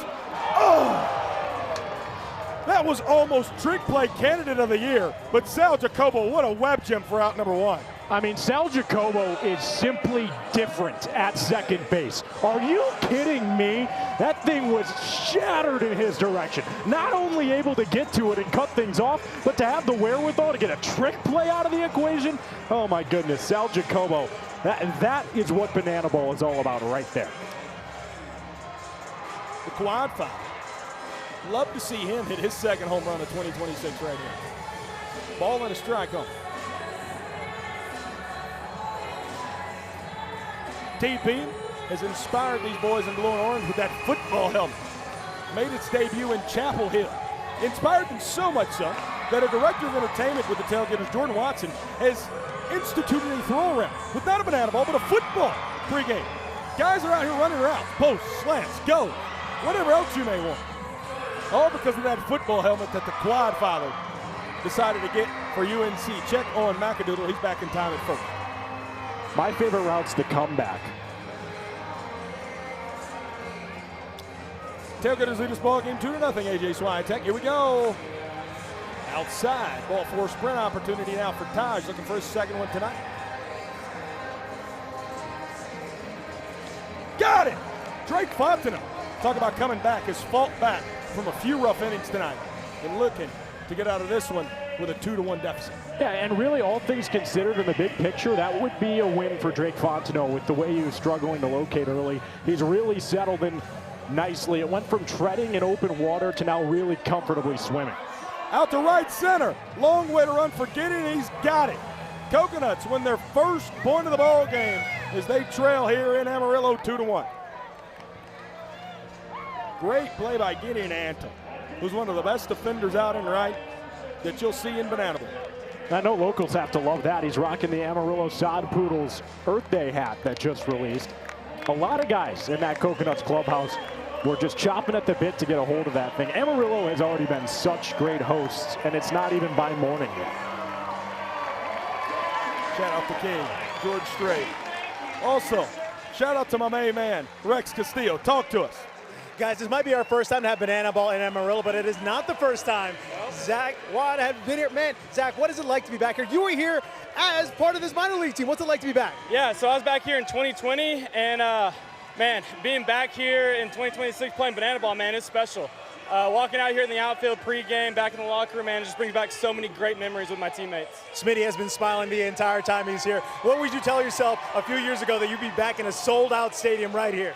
Yeah, if you told me that about a year ago, I would not believe you. But super grateful to be here. And we're super grateful that Waddy's in this Loco Beach Coconuts uniform, part of Banana Ball.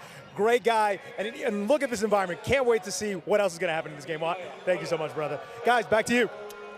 Zach Smith You talk about salt-of-the-earth human beings. He's one of my favorite people in this sport. As he mentioned, the Cape Cod League moved to Texas in 2020. And all the minor league teams around, minor league baseball obviously was not a thing in 2020. And the Side Poodles, the Frisco Rough Riders, Tulsa Drillers, all these Texas and Oklahoma minor league teams came together and said, hey, you're not going to play in the Northeast. We'll play in Texas in the Midwest. In the Southwest, I should say. And Zach Smith able to suit up for the Amarillo Side Poodles, not as a minor league affiliate, but as a collegiate summer team back in 2020. So very cool for him to be back here in Amarillo. Also a CPL banana. That, if I may wax poetically just ever so more about our good friend Zach Smith, when he was in the draft, trick pitch from Sanchi. Nope. When he was in the Banana Ball player draft, Biko Scala, Josh Chalevsky, all of our good friends who were around during the CPL Banana Days, said everyone would be so lucky to both have that human of Zach Smith and that pitcher in your locker room. And Loco Beach has been blessed with him this year in 2026. Another trick pitch from Sanchi. Got him! Thank you! Thank you! Thank you! You can't stop him. You can't even hope to contain him here today. Brett Sanchez, one of the best outings in his young Banana Ball career. 9 punch-outs for Brett Sanchez. That one's a trick pitch. Continuous motion behind the back. Lose the glove and thank him. Sanchi looking really good. Now one shy of the double digits in the K column. Here's what I want to know. As we'll ask the chat, do we have more thank yous or more buckets tonight? Sanchi got a ball and a strike here. Gets Gideon Antel, who had a triple off of him in his first AB.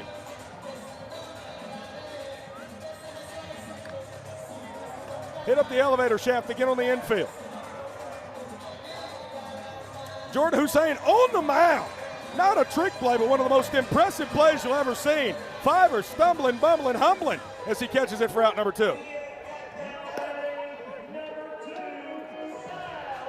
Brings up a bat who's quietly really been eating towards the bottom of this Loco Beach lineup. Sal Jacobo, rightfully known for what he does with the glove at second base, but he's hitting above 300. He's hit to contact really well. One showman of the game in his big-time performance, revenge performance against the Party Animals out in Conway. And now he looks to get a 2-out rally going in what's likely Sanchi's last inning of work. 68 pitches. I think you could see another inning from him if he can get Sal Jacobo here in an efficient manner. 2-0.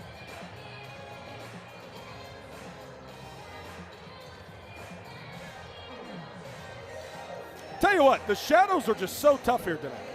My good friend, my July, Jason Art, really shielding himself out there in right field. It's a beautiful ballpark. It's almost like I can hear Jason Art in my head. Sometimes I listen to My July so much, it's like I can just hear him. I can actually hear My July right now. It's the craziest thing ever. You know what else I can hear? Thank you, thank you, thank you. Brett Sanchez, you are inconceivable. How blessed are we to be on the same time, in the same place, on the same planet as Stank Stank, Dan Polchase, from the man, the pride of Belhaven University.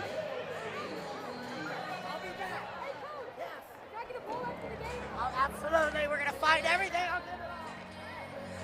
Gosh, I love Brett Sanchez.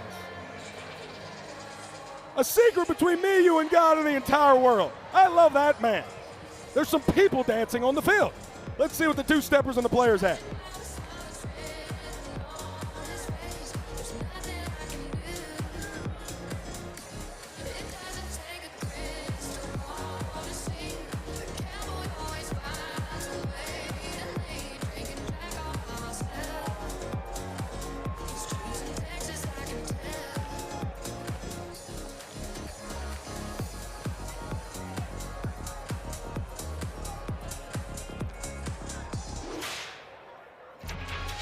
Give it up for the Texas Two-Steppers and your Texas Tailgaters! And from the players of the blue and orange dancing to a former Savannah Banana turned coconut, Andy Archer, the new pitcher on the bop for Loco Beach. Well, he's just going to look to do his best Brett Sanchez impersonation. 10 strikeouts, not a typo, by the way. The Tailgaters starter was rolling. It's helped him to a 2-1 lead, and it brings out the big Arch. He missed the series in Charleston. For good reason, it was his sister's wedding, but it's a big return for Andy Archer, a guy who simply eats innings, 12 1/3 of them to be exact this year, boasts a 1-0 record. He's allowed 14 hits. He's a guy who pitches to weak contact and tries to give his guys trick play opportunities. He's always a favorite in the locker room, and for good reason. I mean, that defense behind him loves when he's on the hill. My July. 0-2. Ooh, buzzing the tower there. Be safe, Jason.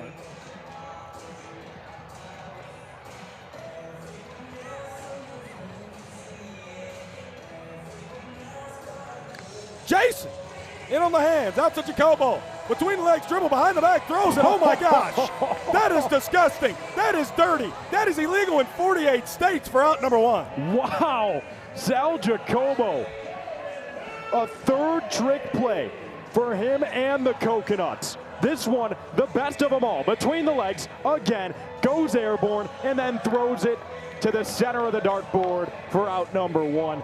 That is just the face of consistency at second base. When it's hit his way, a trick play feels like a foregone conclusion. High chopper to Mick. Oh. Call that an E-skip. He's going to throw the banana ball into the stand. I got a funny story for Joe Mickle here in a moment, but after this 0-2 from Andy Archer. Oh, Jordan blistered in the left. 2 hops off the fence. Great play by TA to get to it. Back in, and a hustle double from Captain Jordan Hussein, as he now represents the inning-winning run on second base. It's a big swing from Fiber. We've been waiting to see that from the Tailgaters shortstop. Got one that hung up in the zone for a moment too long and took full advantage. Inning walk-off run, now 180 feet from scoring on that hustle effort for the man in the neon orange cleats. Lope, stung to center. Oh, what a play! No, by Ben Parker. It came out. Jordan Hussein reverted back to second because just like the rest of the ballpark, we thought he made a web gem. However, just another 2-out base hit for the Tailgate. It's a great effort from Ben Popeye Parker out in center. So much so that it holds the lead runner at first. So close, but just couldn't clamp it. The good hustle makes it runners on first and second with 1 down. As you mentioned there, AJ, just 1 out, not 2. Zach Watson, if he does what he's capable of doing in his first 2 at-bats tonight, the Tailgaters have a 3-1 lead. 2 for 2 with a couple singles.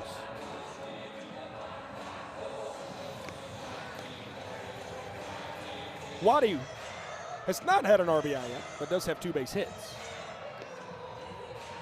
Appeal down to first to Kelly Dine, says he did not go. Waddy, just like a lot of guys, starting to heat up here in Game 12 of the regular season. No, that didn't feel too good. So we'll have a payoff pitch incoming. And just like a lot of these Tailgaters, going sleeves up. What is Danae doing? I just can't. Every time she's on screen, she is such a vibe. Sometimes I get distracted from the game just watching her dance. Ooh. Obviously, Andy did not mean to do that on 3-2. Never see like somebody to get buzzed up on the tower. As Waddy will now jog down the first, and a guy who back in Frisco, Game 1 against these Coconuts, was injured, missed about a month of play. Right there, ooh, just caught him right on the back of the noggin. Thank the good Lord above for help. And for all that extra hair. I mean, it can't hurt. Yeah, 100%. But man, I'm really glad to see him frolic down the line and stay in this game. That's always scary. So after a leadoff trick play from Sal Jacobo, it's been double, single, hit by pitch, bases loaded, 1 out. This one skips to the backstop. Jordan Hussein will come home, and the Texas Tailgaters walk off the 5th inning via a wild pitch. How about that? 3-1 lead for the boys of Texas in Texas after 5. Very unorthodox from Andy Archer. Prides himself on filling up the zone. You rarely see one get away from the banana ball vet like that. It really couldn't have come in a bigger moment. Bases loaded, just spiked it off the plate. Vining couldn't keep it in front of him. It's a wild pitch that scores Jordan Hussein and doubles up the Tailgaters' lead. Jimbo, talk to me. good.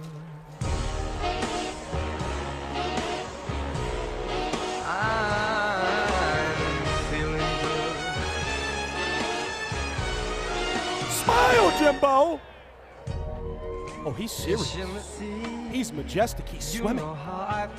He's found the waves of Loco Beach. Now he's trying to relax here in Amarillo. Oh, he's a ballerina. What is he doing? Oh, my gosh. Jimmy, so poetic, so masterful, so pointful. He raises up. The plot is thickening. Jimmy Lewis III, how will you conclude this? By serving the most face of all time. Now pitching. And that's how you enter the ball game. The pride of Lake Travis, Texas. Wow. If that doesn't fire you up, your fire starter ain't starting correctly. I see a sparkle in your eye right now I haven't seen before. You love that, huh? Must I admit something to you? A secret between me, you, and God. I pitched that for Jimmy Lewis. You know what else I've been pitching for quite some time? I want to talk to my July on the broadcast.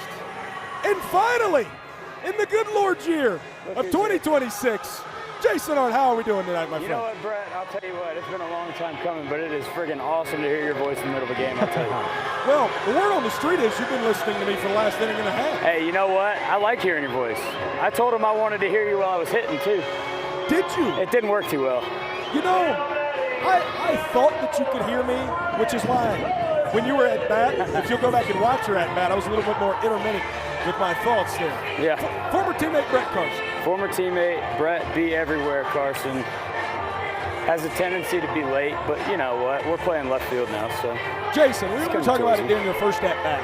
Everything that you have to do on the day of the Texas Tailgaters headliner game, I'm sure the people would love to know, especially when you get the nod in the starting lineup. Give us your itinerary of a day in Texas. Well, first, let me tell you this. I don't know about that. BC, leadoff single to center. All right, Jason, first, as you were saying. let me tell you this. So, I love everything I get to do here because being a part of everything is just the most fun. So, like, pretty much my day starts pretty early, and we got to show up for all of our sound checks and stuff with my band. Get the band all prepped, everything ready to go. Oh, Terrell! Deep center field! He did it. Tanner Allen! One of your buddies goes yeah! Yeah, I'm sure I'll hear about that while we're having steak dinner this week. Oh, man! Off the batter's eye! Tanner Allen! A no-doubter! I hear you, TA. Oh, now. Hit the Heisman! In case you guys were wondering, he played college baseball, not college football. Thank you. Yeah, I can tell by that swing. Tops off, ball's gone. But, no, yeah, we get sound checks and, oh, did he just go swimming? That's what you call getting wet. I'm pretty sure he went before he was supposed to also. I think he missed that audio, but. They call him Terrell. Do you call him Terrell, Jason? Anytime I call him, I'll give you his rundown of how he answers the phone. Dis Terrell. Dis Terrell, D-I-S? Dis a Terrell. How, you know, a guy who's just prolific college baseball player, won a national championship at Mississippi State. How do you and him become friends, even in different clubhouses? I'll tell you what, country music brings a lot of guys together when we grew up the same way. So it makes it pretty simple. He came to my show at Saddlebags the very first week that all the teams were here. The very next day, comes up to me at practice. He's like, "Hey man, I like the way you play that Jason Aldean."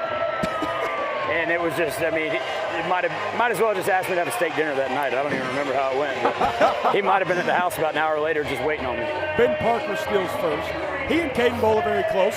One of your really good friends now over in that clubhouse. That's right. Caden, he's coming out. I think he has the ears on, doesn't he? He does. What's this guy? What's he doing over here? Come here. I said Caden Bowler, and here he comes.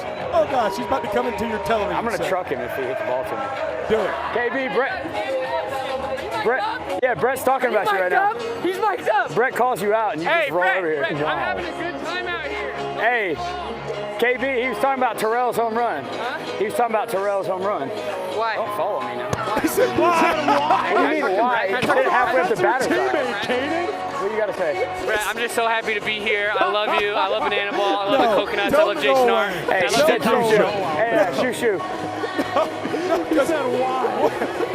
Jason, that was great. Hey. Way to convey that message. You know, Brett Loftus said you like your steak well done. Oh, good, Jason. Good. That's crazy out of Canyon, man. He hit the home run 2 batters ago. Why else would I be talking about it? He goes, what do you mean, why? Why are we talking about the home run? I'm like, gee, maybe the one that just went 475 to center field? Gee, I don't know. Caden, you try that on the surfboard, and then we'll talk about it. Oh, man. No, I'll tell you what, I love those boys. They keep me in check. We keep each other in check. It's pretty awesome. There will be times, though, I'll tell you what, Tanner's a character. There will be times I'll come home from practice and he'll just be sitting on the couch playing our guitars, and I'm like, what in a youth Hector Large shirt? Get back this there, one's hit a long ways. Get back there, Waddy. Waddy tracking it down. Come now. Has it just in front of the track for out number 1. Say hi, Waddy. But yeah, I kind of forgot we was talking about my music stuff earlier, but my day. Yeah, long days. We get a little concert with the band before all the fans come in, before they open the gates, and then we do all our pregame stuff on the field, and then when I get the nod to start, we play the game. I get to talk to a beautiful and sexy man by the name of Brett Loftus in the 6th inning. Well, I think I know that guy. Yeah, he's a cool guy. And then I heard he ate a lot of steak this morning. Lack thereof. AJ ate more steak than I did. Oh, well. Hey, you know what? It's not about how. How about, let's talk about this. You were supposed to come, and you said, I can't eat steak at 9 a.m. No, you know why? Sound checks, bro. I don't want to hear that. I got a full day. I do too. I get to play in the game. I got to take it serious, Brett. Come on now. And we don't? That's a good point. Jason, I've got a question for you. You know, looking back to when you were younger, was there ever a point in your mind you thought you'd be able to share both your passion for music and baseball at the same time? I actually got told when I was in junior college that I would never be able to sing and play baseball at a higher level in my life. How about that? Texas size cannon from TP for out number 2. Todd's got a cannon. So you were told you could never do that? I was told that would never happen by my junior college coach. And when I got recruited to go to UNC Wilmington, he actually loved it. He thought it was great. He came to a couple shows while I was in Wilmington, just playing around and stuff, and just kind of kept evolving from there, I guess. So he spun the block as a ball force sprint here. Watch me, I'm cooking. I'm cooking. Talk to him, Jay. He's coming. I'm going to be late. Tell Jordan Bart I said hello. Can you? Maybe he didn't want to talk to him. Brett, I'm back. You know, I knew we lost you because I told you to tell Brewer I said hello. And I knew I lost you on the trot there. Hey, they fell out, but guess what? At least you know how a sound pack works. I'm not going to point at anyone else on this team. No. But we've had more guys. That happened this year. So to peel the curtain back to the folks at home, your IFB, which is the earpiece that Jason is currently wearing inside of his beautiful ears, that can become dislodged to a pack that he has on his belt. Yeah, if you're looking at my belt right here. Yep, show it off to him, Jay. This pack right here is how I hear and talk to him. So when that happens with other guys, they just go, I can't hear you. Jason says, let me plug it back in. Yeah, all you got to do is plug it back in. It works like a champ. Almost like he's been around a microphone. I don't know. A time or two. Well, pretty much all day. Jason, would you say that superpowers come out of you when it's the month of July? Some could say. You know. I would say that. Sing with me, Jason. You were my July. And the news on the 6th string. Jason, thank you so much. Oh, yeah. Sing it. It's hard to sing and run, Brett. I'm going to tell you. Hey, can I tell you something? To hear you sing. I love you. I love you too, Brett. I'll holler at you later. That's my Come July. party with me after the game. Oh, yeah. You know we got a concert out front. Come party with me. I love Jason Art. Man, I love Jason Art. We love you back, I also love bro. Sunshine. And I also love whatever this is we're about to see. That's right, Amarillo. It is now time for Cadillac Ranch. These 4 cows are going to get nice and dizzy and then race all the way to a finish line at home plate. The losing cow is going to get a pie tin full of ranch right in the face. These cows are ready to go. Start spinning. We need to get these cows nice and dizzy. You got to spin faster than that. You got to get moving. I need you to start spinning. I think they'll be dizzy enough in 3, 2, 1, run! And they're off. Oh no! Immediately, some ground beef. The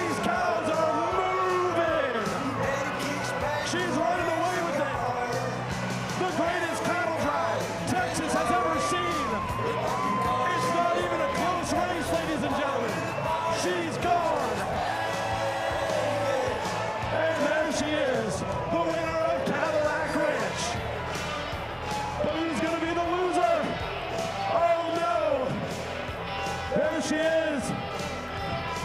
Take those glasses off, and we're going to get ranch pie in 3, 2, 1. One more time for Cadillac Ranch. How about Tanner Allen?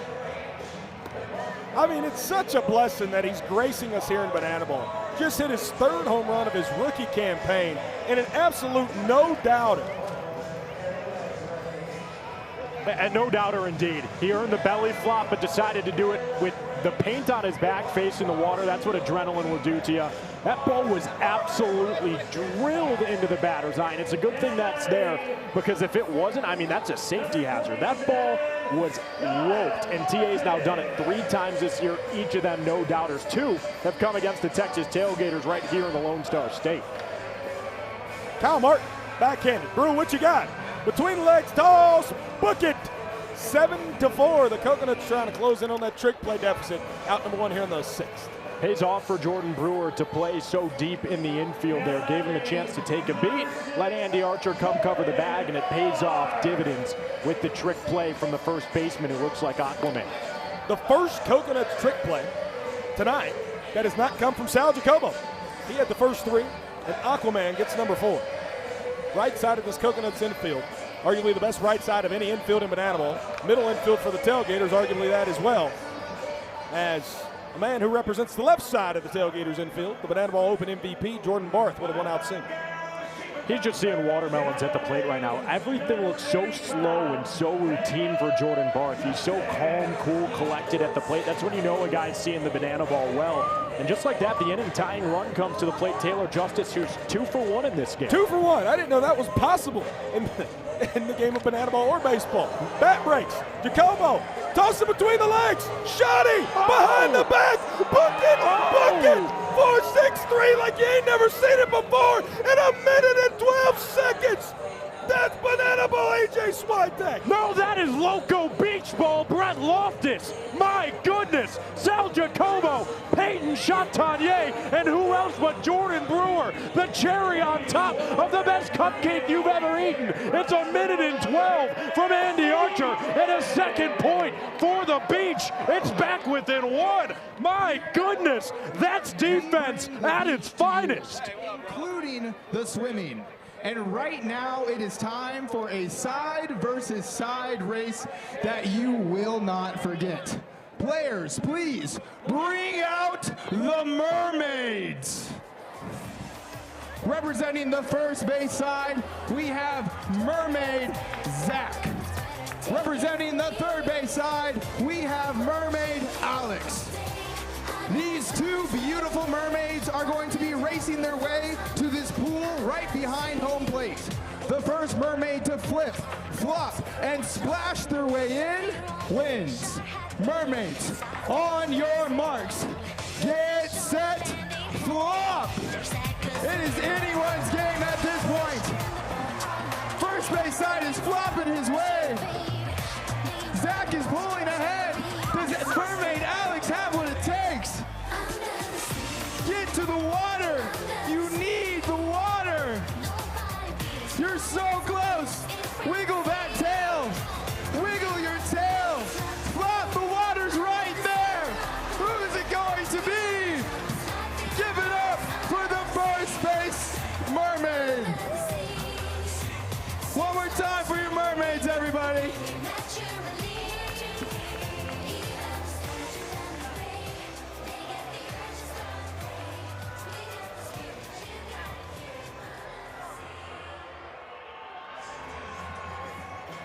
With a 3-2 lead still intact here in the top of the 7th inning. And a trick play lead of 7-6. Again, 7-6, the Tailgaters lead the trick play battle. They will turn to the lefty, the pride of Jacksonville, Florida, Zach Blankenship, who in the regular season has only thrown a third of an inning, but did record a scoreless frame last weekend in the Open. And what's he doing? It's standoff pitch time. Couple of big men standing off here. Bam Bam versus Eric Osberg. As they'll head back to their respective mound and plate. And it's the roping cowboy, J.J. Cash.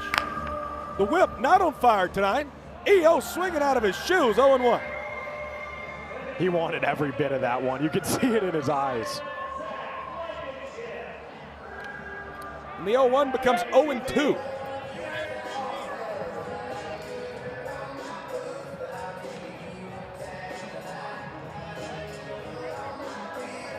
Now a ball.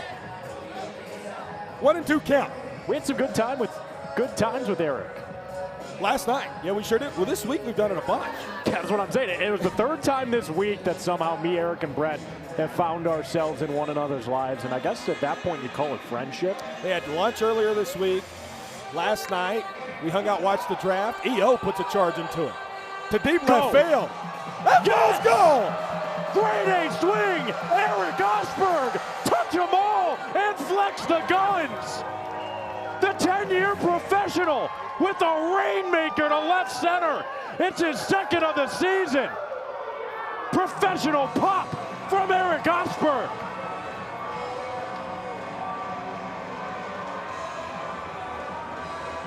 That's a bad man. Rex, talk to him. How good does it feel to get a big swing like that, Eric? Oppo homer, you don't hate those. I feel bad for these pitchers. I'm the hardest out in this league.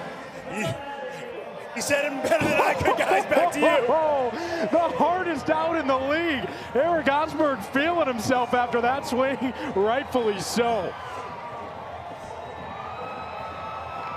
Grade A interview as well. Love that from Eric Osberg, man. Second home run of the year. Second home run of the night for the Coconuts. Terrell Tanner Allen with the first one, and then Eric Osberg. So the team that came in time for the least amount of dingers in Banana Ball sit 2 here tonight. The team with the most in the Texas Tailgaters has yet to leave the oven. Peyton Chatagnier will be able to leave the box after this ball force print. He's going to hold up at first base. Lost his footing. No one's covering the bat. He gets to put that in the Banana Ball blooper reel right there. Wobble his way back into first. We're not playing wipeout, Shotty, but I'll tell you what, there's a reason these Coconuts have been coined the comeback Coconuts. This season, Brett, stick with me. Innings 1 through 3, the team's hitting 286. Innings 4 through 6, they're hitting 301. 7 through 9, 336. That's the best in Banana Ball. They are the best in the league when it matters the most at the plate. Zach Blankenship able to get back in the zone. 1-1 at Gideon Antell.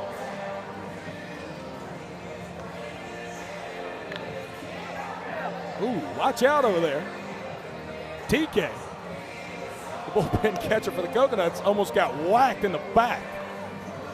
He's warming up C.J. Williams. Potentially may see him in the 7th or 8th inning. Out to left, Gideon. A little bit too early on that one as it sails out of play foul. North Greenville's fine. Also played at Ohio University during his college days. Double-digit home runs in his final 2 years of college ball as a Bobcat and as a Trailblazer. Out to right. Jose Brother Gonzalez now out there. Tip drill. Bucket. Bucket. Double trick play in a big one to put the Tailgaters back, not at 5-3, but 9-6 in the trick play battle. Yeah, and now that's 2 double trick plays that have finished with Jonathan Sunshine Looters landing it in his cap. It's got me feeling totally effervescent up here in the booth. That guy's just got great vibes 24/7. Our conversations typically just end with us smiling at one another. Oh my! What a catch in right field! Are you kidding, brother? You can't fake steak, and you can't fake defense. Brother, that might be the play of the weekend, and it's still game 1. Tip drill, double bucket. That ain't no bucket. That's just a hook it. Shotty takes off. Taj, trying to go behind the back on the throwdown. Can't get it out. Stolen base for Shotty. What? That is one of the greatest catches I've ever seen. Brother ate 40 ounces of steak this morning and still moves that nimbly. That shouldn't be legal. BC, a swinging bunt that he'll still run out. No bunting, obviously, here at Banana Ball because bunting sucks. Thank you, AJ Swanton. Coconuts have played it a run Now 3 out of the last 4 frames. They've won 2 of those in the 4th and the 6th. Zach Blankenship trying to keep them at a single run here in the top of the 7th.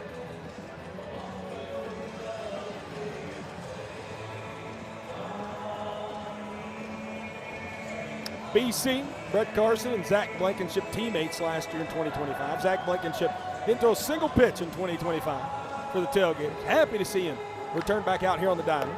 Left side, Jordan Hussein, between the legs, dribble, between the legs, no! They call Brett Carson safe. Taylor Justice wants a review. And we do have a challenge. This will be interesting to see. Brett Carson really got down the line with it. So the throw, let's slow it down here. We're going to really need to slow that down. Really slow it down here. I mean, it looks out right here, but we need another angle. Yes, this will be the angle that'll tell us everything we need to know. Let's really slow this down here, guys. We need to slow that down just a hair more. Yeah, he's out. He's out. Tailgaters are coming off the field. That's a double book it. I mean, we don't win officially yet, but that's clear. Half a step, BC. See that heel not quite on the first base bag. And a great challenge right there. Again, not sure if that was initiated by the fans or the coaches, but a challenge nonetheless.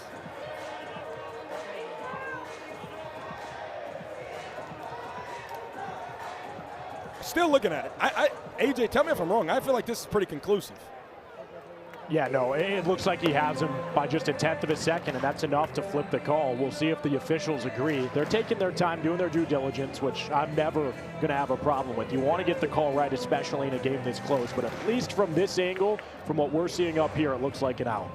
Unless if, okay, so that's the freeze frame right there. I guess unless if those spikes are somehow on the bag, but no, to me, that looks like an out. It really does. And that's coming from a guy who's Loco Beach, life or death. Hector Gonzalez, Reggie Liggins. There you see the great director of entertainment for the Texas Tailgaters, J-Dub Jordan Watson. And yes, Hector Gonzalez will rule it out. How about that for a couple of trick plays? My goodness. 6-3 double bucket in your scorebook at home, a couple of trick plays, which are now put the Tailgaters ahead in the trick play category 11-6. Geico and the Banana Ball Championship League are teaming up to send one lucky winner on the ultimate fan experience to the 2026 Banana Ball Championship game on October the 10th. Win 4 tickets, airfare, hotel, and a VIP on-field player experience. Go to It Feels Good to go to bananas.com. Again, it feels good to go bananas.com to enter. And if the Loco Beat Coconuts are there on October the 10th, you might even meet the lovely, some would say handsome, and best hair in all of Banana Bowl, AJ Switek. Oh my gosh, Brett, you're making me blush. I've done too much blushing today. Thank you for everyone who's complimenting my hair. I guess we're not going to chop it off in Las Vegas, but you know what we are going to do is probably play witness to some more taters like this. Because when you've got a lineup with power hitters by the names of Eric Osberg, Tanner Allen, and Dane Tofflin, and Jordan Brewer, it just keeps coming and pouring on it. The most recent rainmaker from EO has the Coconuts with a prime opportunity to tie this ball game at trios. Jose Gutierrez, first career Banana Ball plate appearance. Played in the Mexican League the past couple of years. Played at 4 different colleges. Began his career at Dallas Baptist University, Division I here in Texas. Grew up in the Arlington, Texas area. Joined Banana Ball due to the injury of Travis Munoz. Was in the draft pool. Was obviously not drafted back in November, but has been selected to replace the injured Travis Munoz for the foreseeable future. Jose, inside out. That's going to hop off the wall. Gutierrez getting on his horse. And Jose Gutierrez, in his first Banana Ball AB, gets a stand-up double in his first career Banana Ball hit. And he wants that yellow Banana Ball. Yeah, I don't blame him. I mean, that's about as good as a first ever AB in the sport can go. Exactly what they teach on that pitch, too. You said it well, Brett. Inside out, able to get it to left field, spray it where the defense wasn't. Inning tying run in scoring position, the winning one at the plate. The quad father after that hot dog earlier went straight to the mass. I mean, you just can't teach power like the kind that he has in those quads. Can't teach roping ability like A.J. Cash has either. The quad fathers faced off against Andy Archer quite a lot. As a party animal in 2024, Arch has a banana, and then obviously last year, Arch is a banana, and Taj here with the boys in blue and orange. Brett, you're given 3 years. You think you got a better chance of getting quads bigger than Taj's or rope skills better than those? Well, my quads are already halfway to Taj's, thanks to the good Lord above. So easily Taj's legs. As he'll sit on that one. 2 balls and 2 strikes. TP awaits the 2-2 from Big Arch. Pokes it foul, left side. Ooh, perfect opportunity for a man in a Coconuts jersey. Or a young man, I should say, in a Coconuts jersey. The Dane Tofflin fan, he had a Canadian flag, and it hit him right in the glove. Bring a glove. I guess he did. Use your glove. Yeah, there you go. Use your glove. Deuce again. TP, swatted right side. Gideon gets to it. He has an 80-grade arm. Throws it home, way up the line, and gets away. Taj will now advance to second. Ashby's throw high, not in time. An RBI single. Taj gets into scoring position. Inning is now tied as Mark Crocco is out screaming on the field. We're reviewing this one, and rightfully so. Yes, it looks as if Coach Croc is trying to initiate a challenge, and I think he's now successfully has. Let's take a second look at this on the broadcast as well. Again, after the errant throw back in, Ashby throws this to second. Throw was high, which even made it close. Ooh. I'd love to see the third base side because it looks like Taj could be around the tag here, but then hand hits the bag. You can definitely tell the tag's on here. We're going to be able to tell. We can't tell where the bag is there. I can't tell if the tag is on him until his hand's on the bag. If we can we see this from the high home angle again and just really slow that down? We can't tell anything from this angle. Can we go back to that high home angle and really slow that down? If we could. Let's really slow this down. Frame by frame even if we could. Gosh, AJ, I can't tell. So to me, the best evidence is always reactions after the play. And I'm no professional lip reader, but Taj thought he had him. And the call is successfully overturned. Mark Crocco wins his challenge, will retain his challenge, and that'll be out number 1. Great challenge there by Croc. And that's kind of exactly where I was going with it. Taj Porter immediately laughed and said, yeah, that tag got me. And, you know, that's good sportsmanship. It really is. Taj is a guy who has a lot of respect. For those who aren't familiar, back in Savannah, the Tailgaters and Coconuts share a locker room, and Taj is a guy who's really popular in that Coconuts locker room for reasons like that. Just an honest, good dude. Brew transfers it to himself. Wow. Yeah, I mean, that's a trick play. Put it on the board, book it. 7th of the night. I don't know if Brother thought that was foul or what. The stakes weighing him down.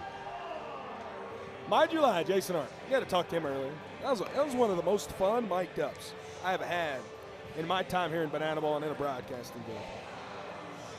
I second that. I mean, he is so good on the microphone. He even lost the IFB and knew how to put it back in. Gosh. That's special talent. It's a ball noise right there if I've ever seen one. He's in the driver's seat here at 3-0.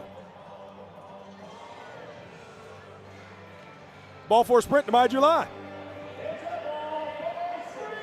Jason. Oh, he wants 2. Jason. We'll have 2. I was waiting on Randy Voss, who took about 4 years to tell us, the second base umpire. Jason will have a stand-up 2-bagger on the ball 4 sprint. And a bird try to fly in the broadcast booth. When doves fly or cry, whichever one you prefer. Jordan Hussein, double his last time up. 0-1.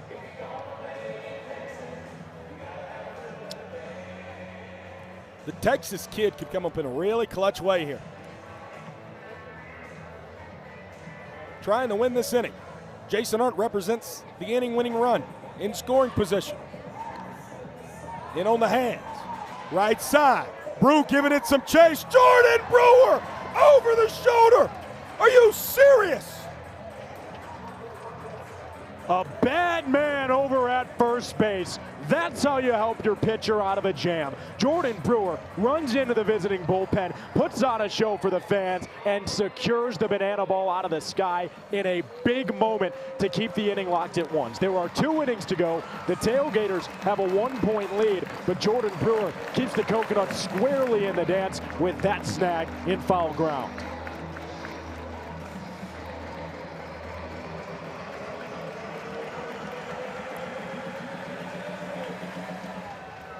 Indiana Stanley. What a great man that I know. I was able to return to the lineup here tonight after making arguably the play of the year back in Chapel Hill. Injured himself during this play. Again, didn't rob a home run, but an extra base hit from Kyle Jackson at UNC. Indy fell over the net, hit the back of his noggin. Obviously had to enter concussion protocol, was finally cleared this week. And again, one of the greatest plays you'll ever see on a diamond. And even though Indy wasn't cleared last week, he was still such a big cheerleader in the boys Banana Ball Open Tournament Championship win. And then able to do this here at UNC. Happy to see him back in the lineup tonight. It takes something spectacular to completely shock Jesse Cole, and that is what that play did. That's how you know the merit that came on that grab. And for my friends who were on that trip, they said after that catch, everyone started calling it Chapel Thrill. That's how thrilling of a play that was. I was on that trip. I'm your friend. I didn't call it Chapel Thrill. Oh. Brett Allen facing Tanner Allen. Not related. Why are you giving me a pokey lip right now? Because you thrill my world. Good. I don't know what to say to that. How to make broadcasting awkward 101 by AJ Switek. I wish they could see. I'm just staring at him. Yeah, you're just like putting darts in my soul. What's that mean? So, AJ, there's a game called darts, and so you take it and you throw it at a little board, and the closer you get to the bullseye, the more points you can potentially win. And so it's darts. I feel like you're throwing those at my soul, in my heart. Well, I would never do that. Payoff pitch coming from Brett Dunny Allen.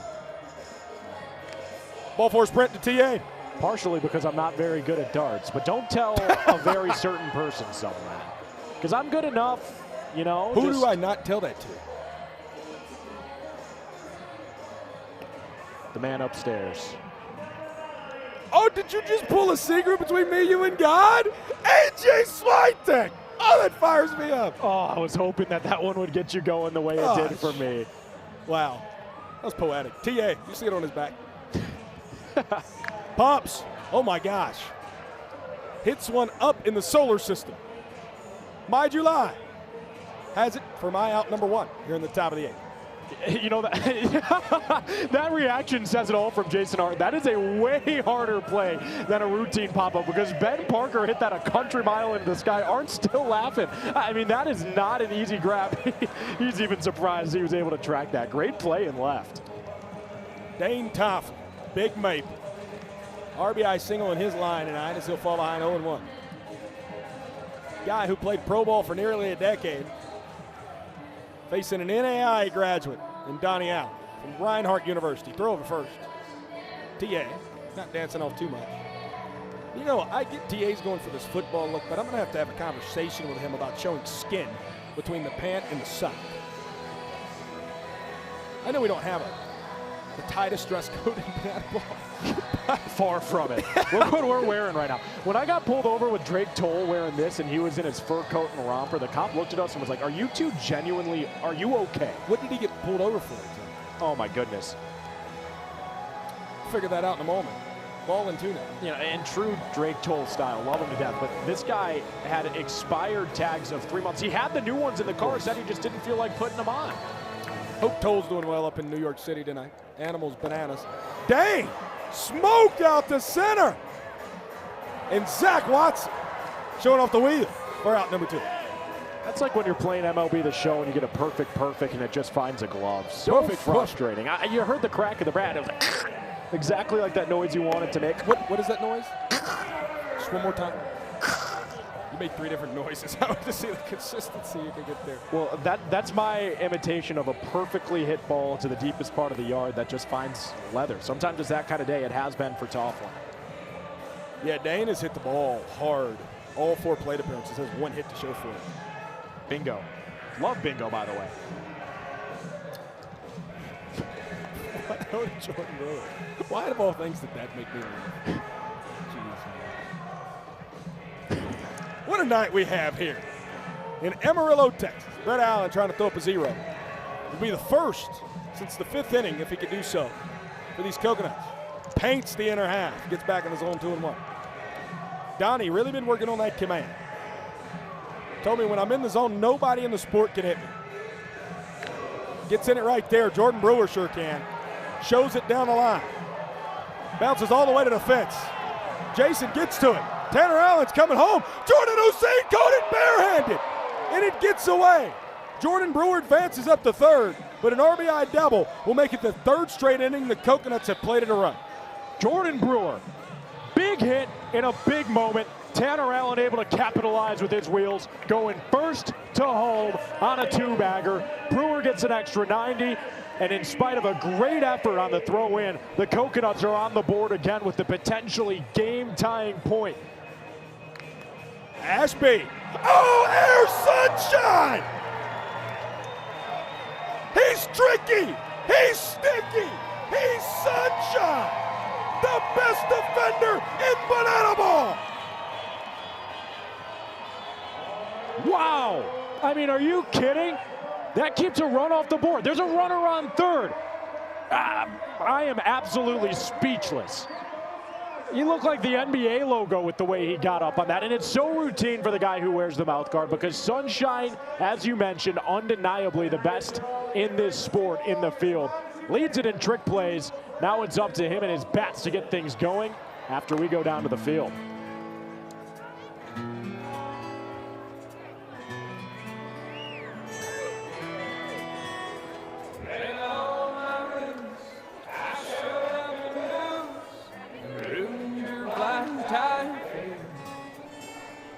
Last one to know, last one to show. I was the last one you thought you'd see there.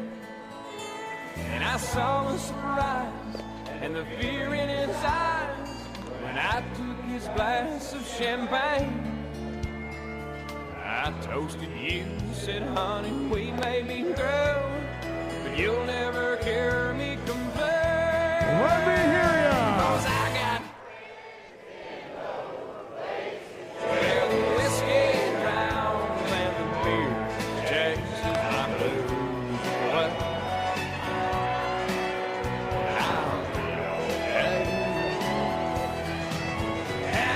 I'm not big on salt graces. Think I'll slip on down to the oasis. Oh, I got red in low places.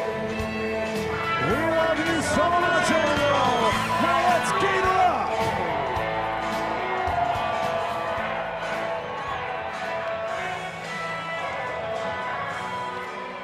Man, what a beautiful night. What a beautiful, beautiful night that the Yellow Rose of Texas has blessed us with.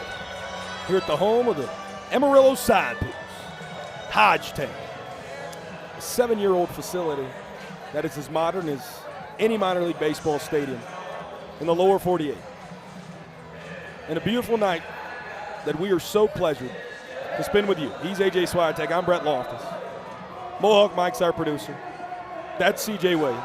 It's the Loco Beach Coconuts. It's the Texas Tailgaters. And it's crunch time. In a 3-2 ball game that the Tailgaters lead, in a trick play battle that the Tailgaters lead 11-7. An inning early, AJ Swiatek. Loco Beach and their skipper, Mark Crocco, turn to their closer. Put it perfectly, an inning early, and that tells me a lot about how important this 8th inning is to Mark Crocco and company. The closer is coming in the 8th with a chance to get this thing tied going into the 9th. The man who would be so happy about that's hitting a move over at short, Peyton Chatagnier. Welcome to the broadcast, my friend. What's up, boys? How we doing? Good, man, good. Love you. Have a day. Where'd you get that hat? Yeah. Shoddy, hey. Hey. I just want to tell you I loved you real quick. I love you. Is that what you said? You said yes, I love you too. 100%. How did it feel falling on your backside earlier? When you rounded first on that ball first round? I don't know what you're talking about. Who's asking? Who is that asking? Brett Loftus, 100%. Who is that asking? I don't remember that. Yeah, that didn't happen. I don't think the broadcast got it, right? There's no shot they No, got we did. We talked about it way. making the Banana Ball blooper reel, No in fact. way. Would you collab with me if I posted that? Absolutely, I would. I'll take any collab. Sunshine hitting on a unicycle. Oh, Sunshine! Oh my gosh! He smoked it down the line! He's rounding first! TA's just getting to it! The first extra base hit Sunshine's ever had on a unicycle! And what a time to get it! Wow. To lead off the bottom of the 8th! And after Air Sunshine makes an appearance in the top half, just get out. Unicycle Sunshine makes the appearance in the bottom half. Hey, Peyton, the good news is you've got C.J. Williams on the mound. That is true. What can you tell me about this team's closer? Yeah, he's a dog. He's going to give it everything he's got, and we trust him a ton, obviously. We give him the rock every dang game. So, yeah, he's going to get us out of this. Watch. Lopi now running at second. Zach Watson now at the dish. Shotty, what is it like playing behind a guy with such intensity like C.J. Williams? Oh, CJ's great, man. He's a dog. I think that's what's awesome about him. He's such a competitor. Peyton, I want to know your new wife, Lexi. She said she struggled spelling your last name. Yeah. How long did it take for her to get that down? That's a good question. For the longest time, she would just call me Peyton Champagne, I believe. That's how like she would talk. Whenever she would tell her mom, like, "Hey, I'm talking to this little, really handsome, cute, awesome dude named Peyton Champagne." And then I don't know when it was. I don't even know whenever she was able to pronounce it, but eventually it probably took years for her to be able to spell it. Heck, that's the whole reason I was in first grade twice. I couldn't spell that dang thing. Shotty, I got one for you. What's Big up? pitching coming. Don't you ask me something how to spell. I'm not good at that. I'm dyslexic and I can't I'm spell. not going to ask you how to spell. Oh, I can't see it. You guys see it? Because I don't see it. I have no idea. I got to get to 3, though. Good call. Ashby makes a great play. All right, Shotty.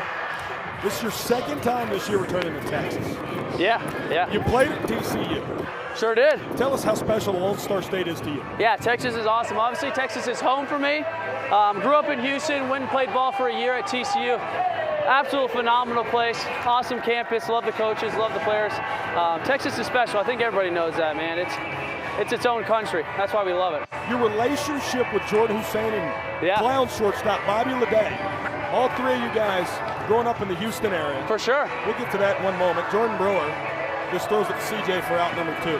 Talk about that. I mean, 3 guys all from the same area, all playing the same position, now all in the same sport of banana ball. Yeah, I mean, obviously those guys are unbelievable in banana ball. I followed Jordan for a while because he was here first. Reached out to him, we got to chit chat. We're gonna field ground balls in Texas at one point. We weren't able to. And then me and Bobby actually played travel ball together for a little while. So whenever I was on the visitors, he was back at home and we would field ground balls and all that kind of stuff. And I mean, I'm super excited for him. He's a baller. Jordan Bart 0-1. Peyton, in moments like this, how do you juggle putting on a show with the trick play versus getting a much-needed Well, that out? was like actually the talk before this inning. It didn't happen because just the pop up in that little ground ball. But we were going to try to rip a bunch of double trick plays to get ourselves an extra point. But now we just got it. Like, there's no point in doing one here. No, Unless it's routine, I guess, but no, I'm not doing it. Down 4 trick plays with 1 out. Can't win the Equalizer You think we could get 4 trick plays in one? Do you think that's possible? That's if I go in between the legs, then I throw it to Sal. Sal goes between the legs, then he throws it to CJ. CJ catches it, throws it behind his back, and then Jordan catches it between his legs. Do we tie? So, Shotty, just want to tell you something? Yep. In banana ball, it's only possible to get 2 trick plays per Cool, round. cool. That's good to know. Yep, 100%. Just want to educate you for a second. Thank you for that. That's that's a great good idea. pick by Ashby. That just saved the run coming in to score. Hey, you learn something new every day. Yeah, Shotty. that's really good to know. Well, maybe we won't air that. That makes me look kind of dumb, but that's all right. Well, Here we go, live, CJ. This is live TV, Peyton. Oh, you can't pause it? So, I mean, you can tell everybody that's recording it to delete it. Oh, hey. It gets through. Jordan Bart washes this inning at least, and now the Tailgaters have a chance to walk it off with that RBI single. Yeah, baby. That hurts. That hurts. Back-to-back innings. Tough one. Coconuts are in pole position to get a point. And for CJ, it's got to be frustrating. I mean, first off, a double on a unicycle, then one just barely sneaks through the infield. He's got his stuff going. Now it's up to Williams to keep this inning tied. Jacob Pipperson running over at first. Shotty, watch out for him to run. Say what now? Jacob Pippersick, our designated runner, is running. Oh, so, I'm not covering the bag. That sounds. Oh, yeah, true story. I'm sorry. I just seen That's all right. Hey, I'm going to learn you something. I told you. I'm going to learn you something. Jacob Pippersick steals another bag this but year. I'm not covering it. I'm just telling you he was going to go. I was just telling you. Team's now a perfect 31 for 31 when stealing against Wow. Loco. Is it? He's 31. Oh, the team is. I was about to say. Jacob Pippersick is 4 for 5 this year. That's impressive, too. See, I would be up there, but you got to get on base to steal bases, and I ain't done that very well, so. Hey, can you tell Pip to continue running wild? Tell him Brett Loftus said that. Hey, Brett said steal right here. I don't think he heard you. I think Hey, Brett said steal right here. He had to have heard me there. There's no way he did. He turned the head at least. Oh my gosh, he's going to go. Big pitch. Oh, he is still. He listens to me. Shotty, I love you, man. Nice shot. Look what you did. That's going to make me look bad. That's awesome. Post that on banana ball. All right, 2 balls, 2 strikes, we weren't 2 covered. outs. In case anybody's wondering, we were not covered and we got 2 outs. Doesn't make a difference. He's still in scoring position. Deuces wild for CJ. Taylor. Oh, no. High in the sky. He can't see it. Oh, no. Oh, no. Out the deep left. Off the wall. Taylor Justice walks off the 8th inning with an RBI triple. Yes. Peyton Shotton. Hey, they're playing well, boys. They're playing well. Love you, Shotty. Love you guys. Hey, Peyton. And now a 4-2 lead for the Texas Tailgaters. We still got a 9th inning. To the 9th and final inning of the ball game. Taylor Justice, one of the hottest hitters on the planet tonight, has reached in 3 of his 4 plate appearances and has 2 of the 4 walk-offs this evening for the boys in blue and orange. But now, there's a man who went to college just 20 minutes away from here at West Texas A&M, who's going to come onto the field and try to shut it down for the boys in blue and orange. He wears number 22, and his name is Reese Miller.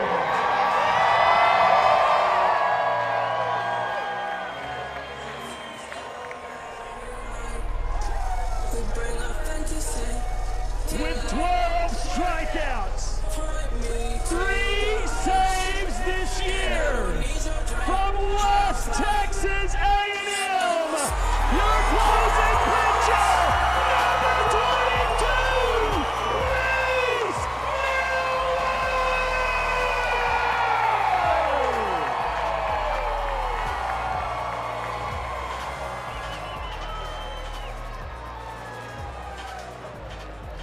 A homecoming for the kid that went to West Texas A&M.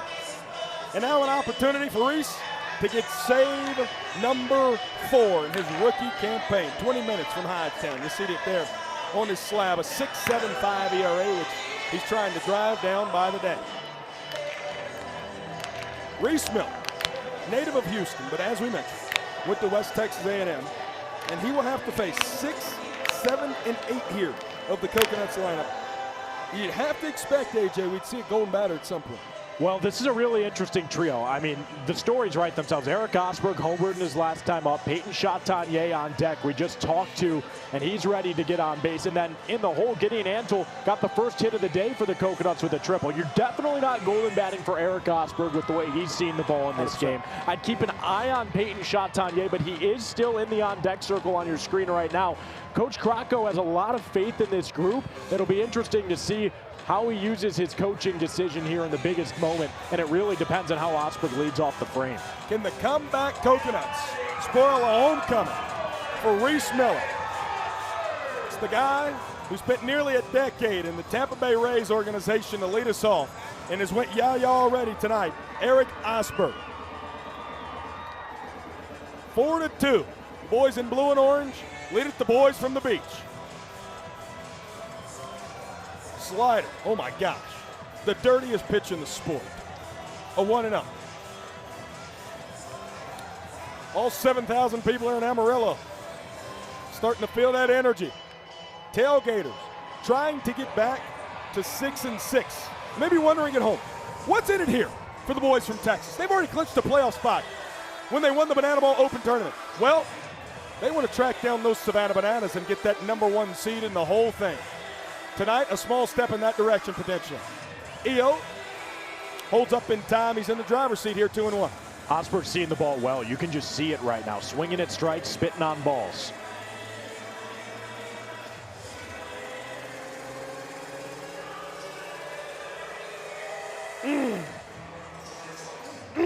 Three and one. Ball four sprint defense now. Slider so disgusting it confuses home plate umpires. That one didn't confuse anyone. Ball four sprint. Now that'll bring the Coconuts game-tying point/run to the dish in form of Peyton Chatagnier. Really mature look from Eric Osberg. That's what 10 years of professional playing experience will do for you. And J.D. Urso, okay, interesting. There's a new designated runner for the first time. Instead of Armani Henderson, they entrust J.D. Urso to run here in the ninth. It's actually a pinch runner in this scenario. Cannot change your designated runner end game, so J.D. Urso just straight up pinch running here for Eric Osberg. Slider, good job by Taj to keep it in front of him. Shuddy, ball four sprint and 2 strikeouts on his resume this evening.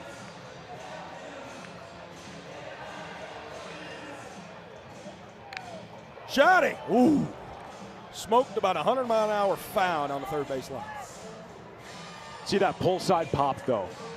Chatanier's at his best when he's pulling the ball to left field. Dude had a couple of double-digit home run seasons in the SEC at Ole Miss. You know he's got the pop. Coconuts would love to see it on display here. Out of play, ball in 2. Talked to Reese Miller a lot Sunday night after the Banana Ball Open win. Said, I just need a clean inning to get it back on my resume. Ball four sprint doesn't put you in that direction. Today is all of us right now. Screaming, exclaiming for a couple of Coconuts runs here in the top of the ninth. The 1-2 from Reese Miller.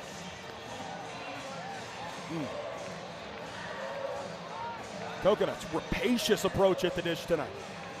Gotta love what you've seen from the team that ranks 5th in ball four sprints in Banana Bowl. Now, one more pitch for being back-to-back ball four sprints to lead off the ninth. Also a strike away from out number 1. What say you, Reese? Got him! Backwards K!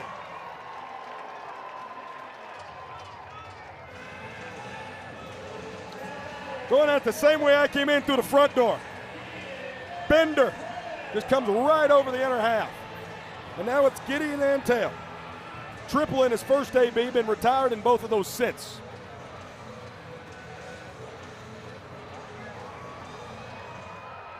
Brett Carson's in the on-deck circle. That means Sal Jacobo's going to be golden bat for next. So Anto looking to get some extra legs on the path for when that happens.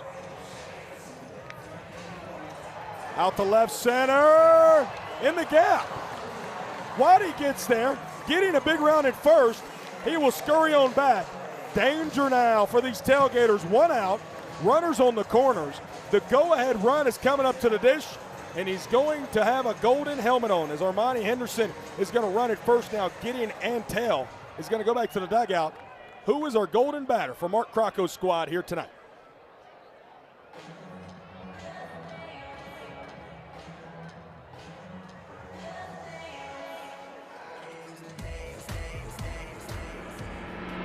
The Loco Beach Coconuts are invoking the golden batter rule.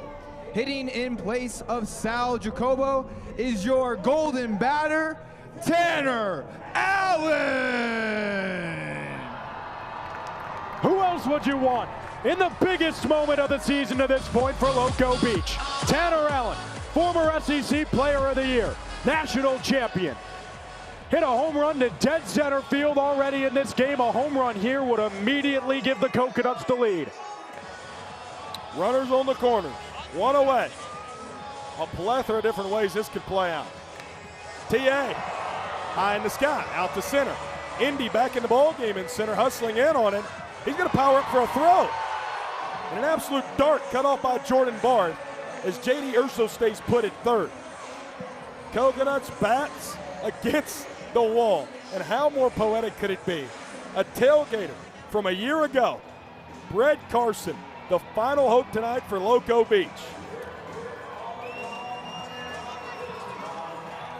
This week, the Coconuts practice showdowns. Brett Carson was the guy who looked the most consistent when the lights were the brightest. Now he gets a chance in the real thing. Tailgaters closing pitcher that is, for much of 2025. Facing the brand new closer here in 2026, Reese Miller. BC, that one goes off of Reese Miller into center field. Will play to run. Armani's going to go first to third. And how bad luck is that? As now the game-tying run stands 90 feet away, and we got a 4-3 ball game. Well, and how about this? The lineup turns right back over for Tanner Allen, who we just saw get a look against Reese Miller. Miller got the last laugh the first time, but it's not often in sports you get a second stab at a guy this quickly. Tanner Allen with a chance to tie the game or even more. Right now, 2 outs, 1 point deficit. Here's the SEC Player of the Year. In a 4-3 ball game. Appeal, oh man. TA just held up if he did on that one. Reggie Liggins says that he did.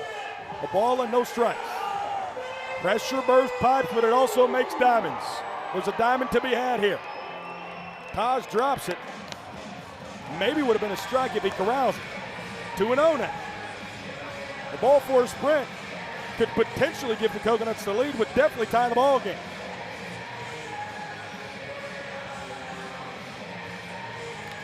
TA, deep right field, Tanner Allen, it's gone! Tanner Allen, are you kidding? With 2 outs in the 9th inning, TA, his second homer of the ball game. It gives the Coconuts the lead. They don't call them the comeback Coconuts for nothing. With their backs to the wall in the biggest moment, Tanner Allen hits one onto the berm.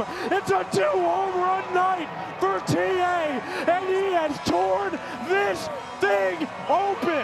4-point, 9th inning for Loco Beach, and they have the lead. Rex Castillo is field side. Tanner, you get a second chance in that inning. What did it feel like to get a big fly like that? Hey, first off, that's one of the best closers in the league. And he just made a mistake 2-0, man, and I got him. How about that? But that was a really cool feeling. Excited for our team, so we got to get out there in the bottom and shut the door and get a win. How about that?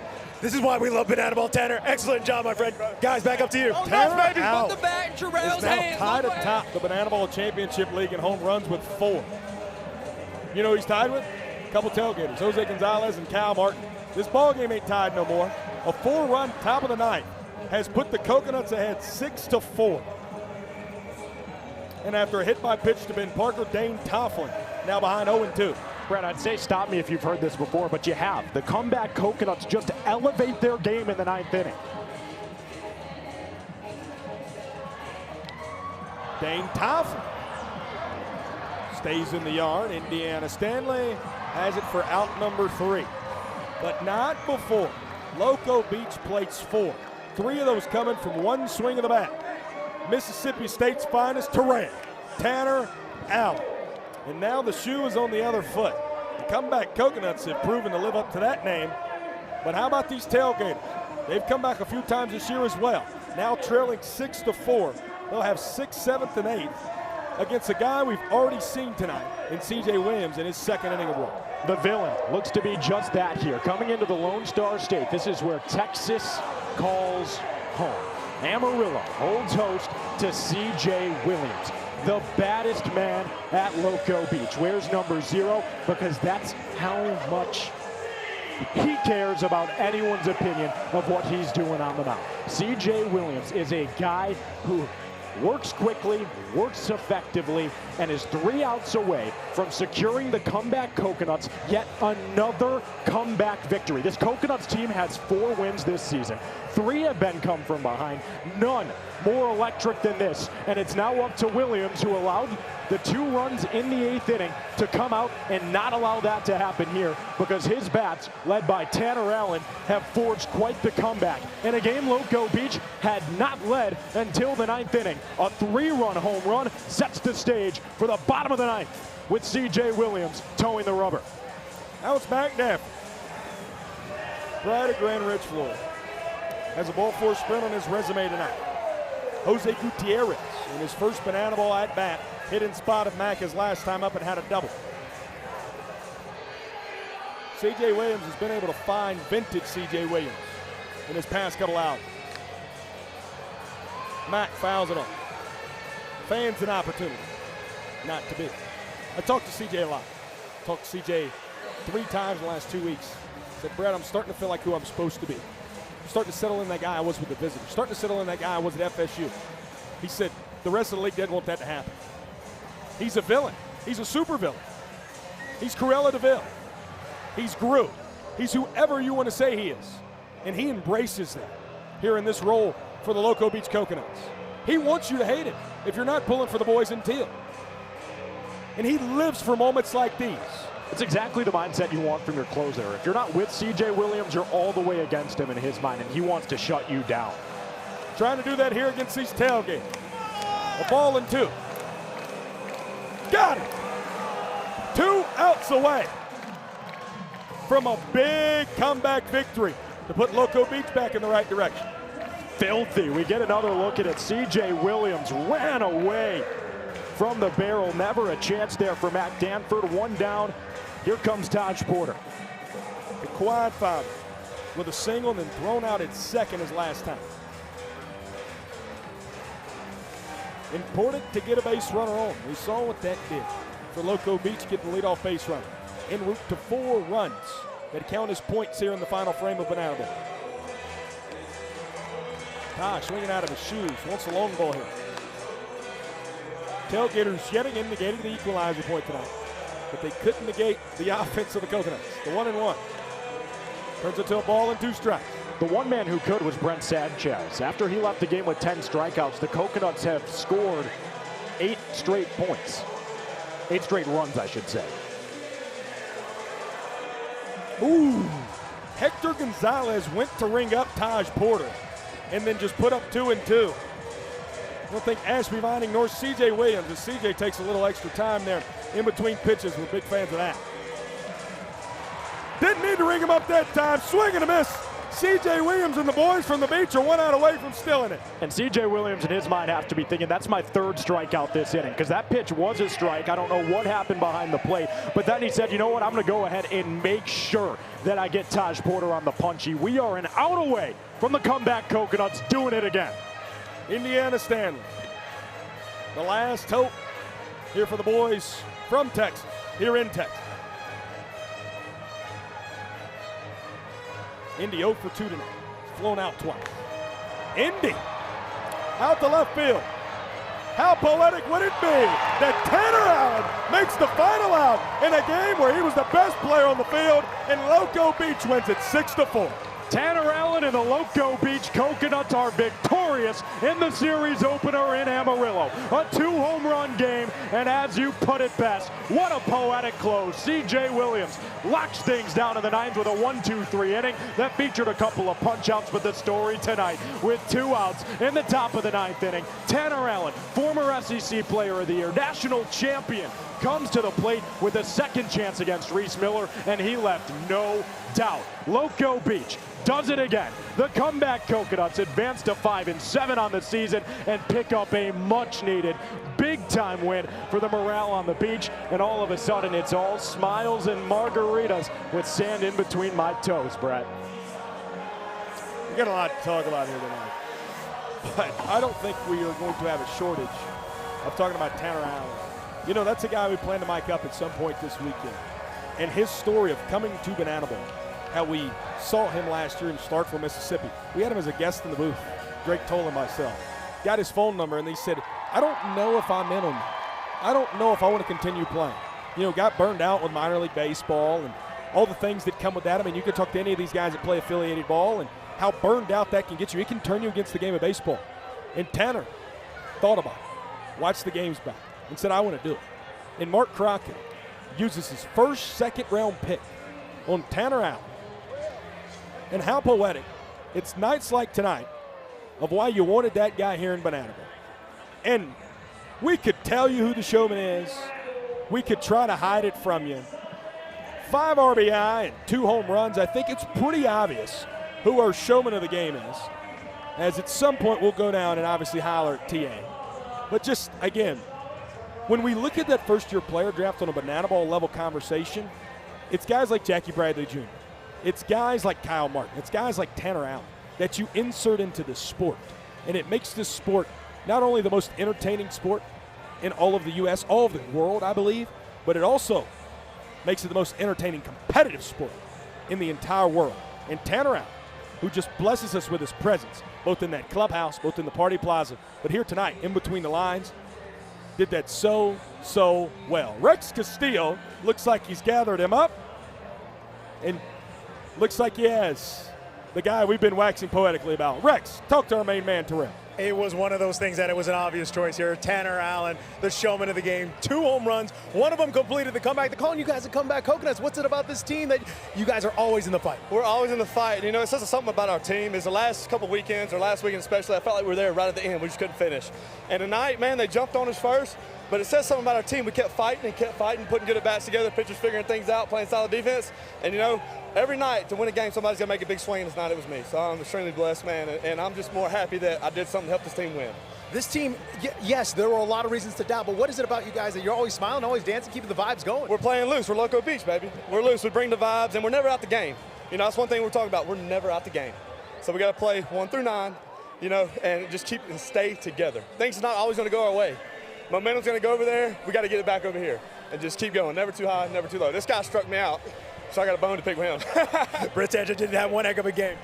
I tip my hat to you, dog. You had it tonight. Yeah, hey, thank you, guys. And a showman as well. But look, you're playing with such a joy. You're smiling from ear to ear again. I know sometimes this game can be really, really hard. But Banana Ball, it seems like it's giving back that joy. How special is that? And I'm having a blast on the field. I'm telling you right now, man, this or pro ball, that's not even a question. That's no shot at pro ball. But I'm having the time of my life, and I'm truly, truly thankful to be out here doing it. And with my dog right here, too. Big-time players make big-time plays in big-time games. Nobody better than TA. Come on, baby. Come on now. Real quick with the Banana Ball backstage question. 7-year-old Bryson wants to know, who's your favorite Major League Baseball team? Major League Baseball team, Atlanta Braves. It was an easy call.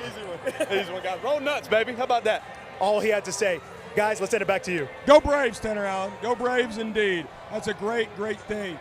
He just said it, though, and that was a text that he sent me a few times. It's Tanner Allen. This has brought his joy of playing the game of baseball here in Banana Ball back. 2 home runs, 5 RBI.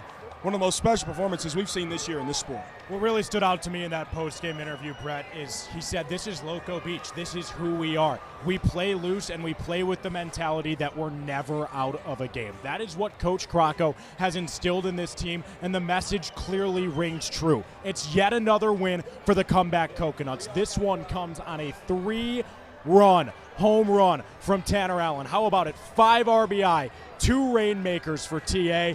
And I mean, how can you not have joy watching him play this sport? Trick plays, 11-7. Just want to point that out here on the line score in favor of Texas tonight. A lot of hits, a lot of runs. There was a world where Loco Peach could have got banana balled, but Tanner Allen chose to hit that second home run in the exact right spot there in the 9th inning. What a blessing it's been here in Amarillo, Texas. He's AJ Swiatek. I'm Brett Loftus. We're so happy you chose to join us here in Amarillo with your Friday night. And now with these 3-game weekends, I think this is the macro level conversation AJ and I have post-game. You just seen, as respectful as I could put it, Tailgaters had a pitching blowout. And it's really unfortunate that happened. Jimmy Lewis gave up the 2-run tater to Tanner Allen. Reese Miller gives up 4, including the 3-run tater to Tanner Allen. The biggest point of conversation, if you tune in with us the next 2 days, you'll hear it. The biggest point of contention, no matter if you go into any of the 6 clubhouses, how do we figure out arms over these 3 games? Well, see what the Coconuts did tonight. You went from Fontenot to Archer to Williams, period. See what the Tailgaters did tonight. They used 6 different arms. What is the biggest storyline in your mind, AJ, outside of that, going into these next 2 games?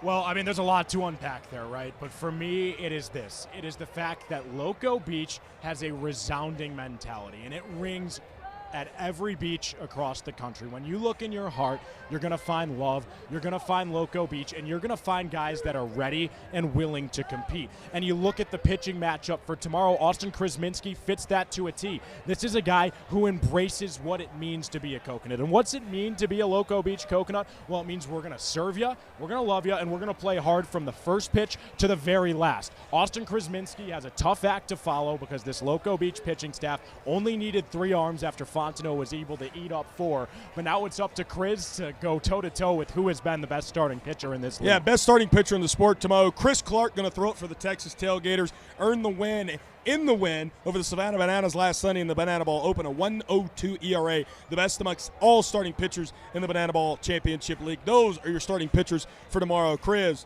versus Clark here from Amarillo, Texas. Same first pitch time, 7 p.m. Central, 8 p.m. Eastern. Be right here yet again on the Tailgaters YouTube channel with two teams who going into tomorrow will have the same exact record at 5-7. How poetic is that, right? That's what you wanted the Banana Ball Open Tournament to do. You wanted it to give you a team who could lock themselves in. I don't want to use the word coast because foot's always on the gas. We're always in the first inning here in Banana Land. But the Tailgaters know that tonight's loss didn't hurt you that bad, but for the Coconuts, tonight's win did everything. As we'll take a look at the schedule for tomorrow. Again, the Bananas, their game 1 in New York was pushed to tonight. They will have tomorrow off and will play again Sunday. So the only 2 games of Banana Ball tomorrow, Firefighters Clowns, 7 p.m. Eastern on the Firefighters YouTube channel in Greenville, South Carolina at beautiful Floral Field. And then we'll be right back here in Amarillo tomorrow night. Tailgaters Coconuts right here, 8 Eastern time, 7 Central on the Tailgaters YouTube channel. AJ, you've told us everything there is about what it's to be a Coconut, what it's, honor it, love it, all that good stuff. We talked about Tanner Allen, talked about the pitching tonight. Tomorrow, biggest keys in between the lines for the Coconuts. Absolutely. You got to keep the main thing, because you look at tonight and it's really easy to get caught up in the stars. The reality is, until the top of the 9th with 2 outs, the Coconuts didn't have a lead. This was a team that was playing from behind, and Texas's offense was really clicking well. For me, you looked at tomorrow, if you want to make this a repeatable formula, you want to go out tomorrow and win again, you rely on what worked today, and that was studded pitching.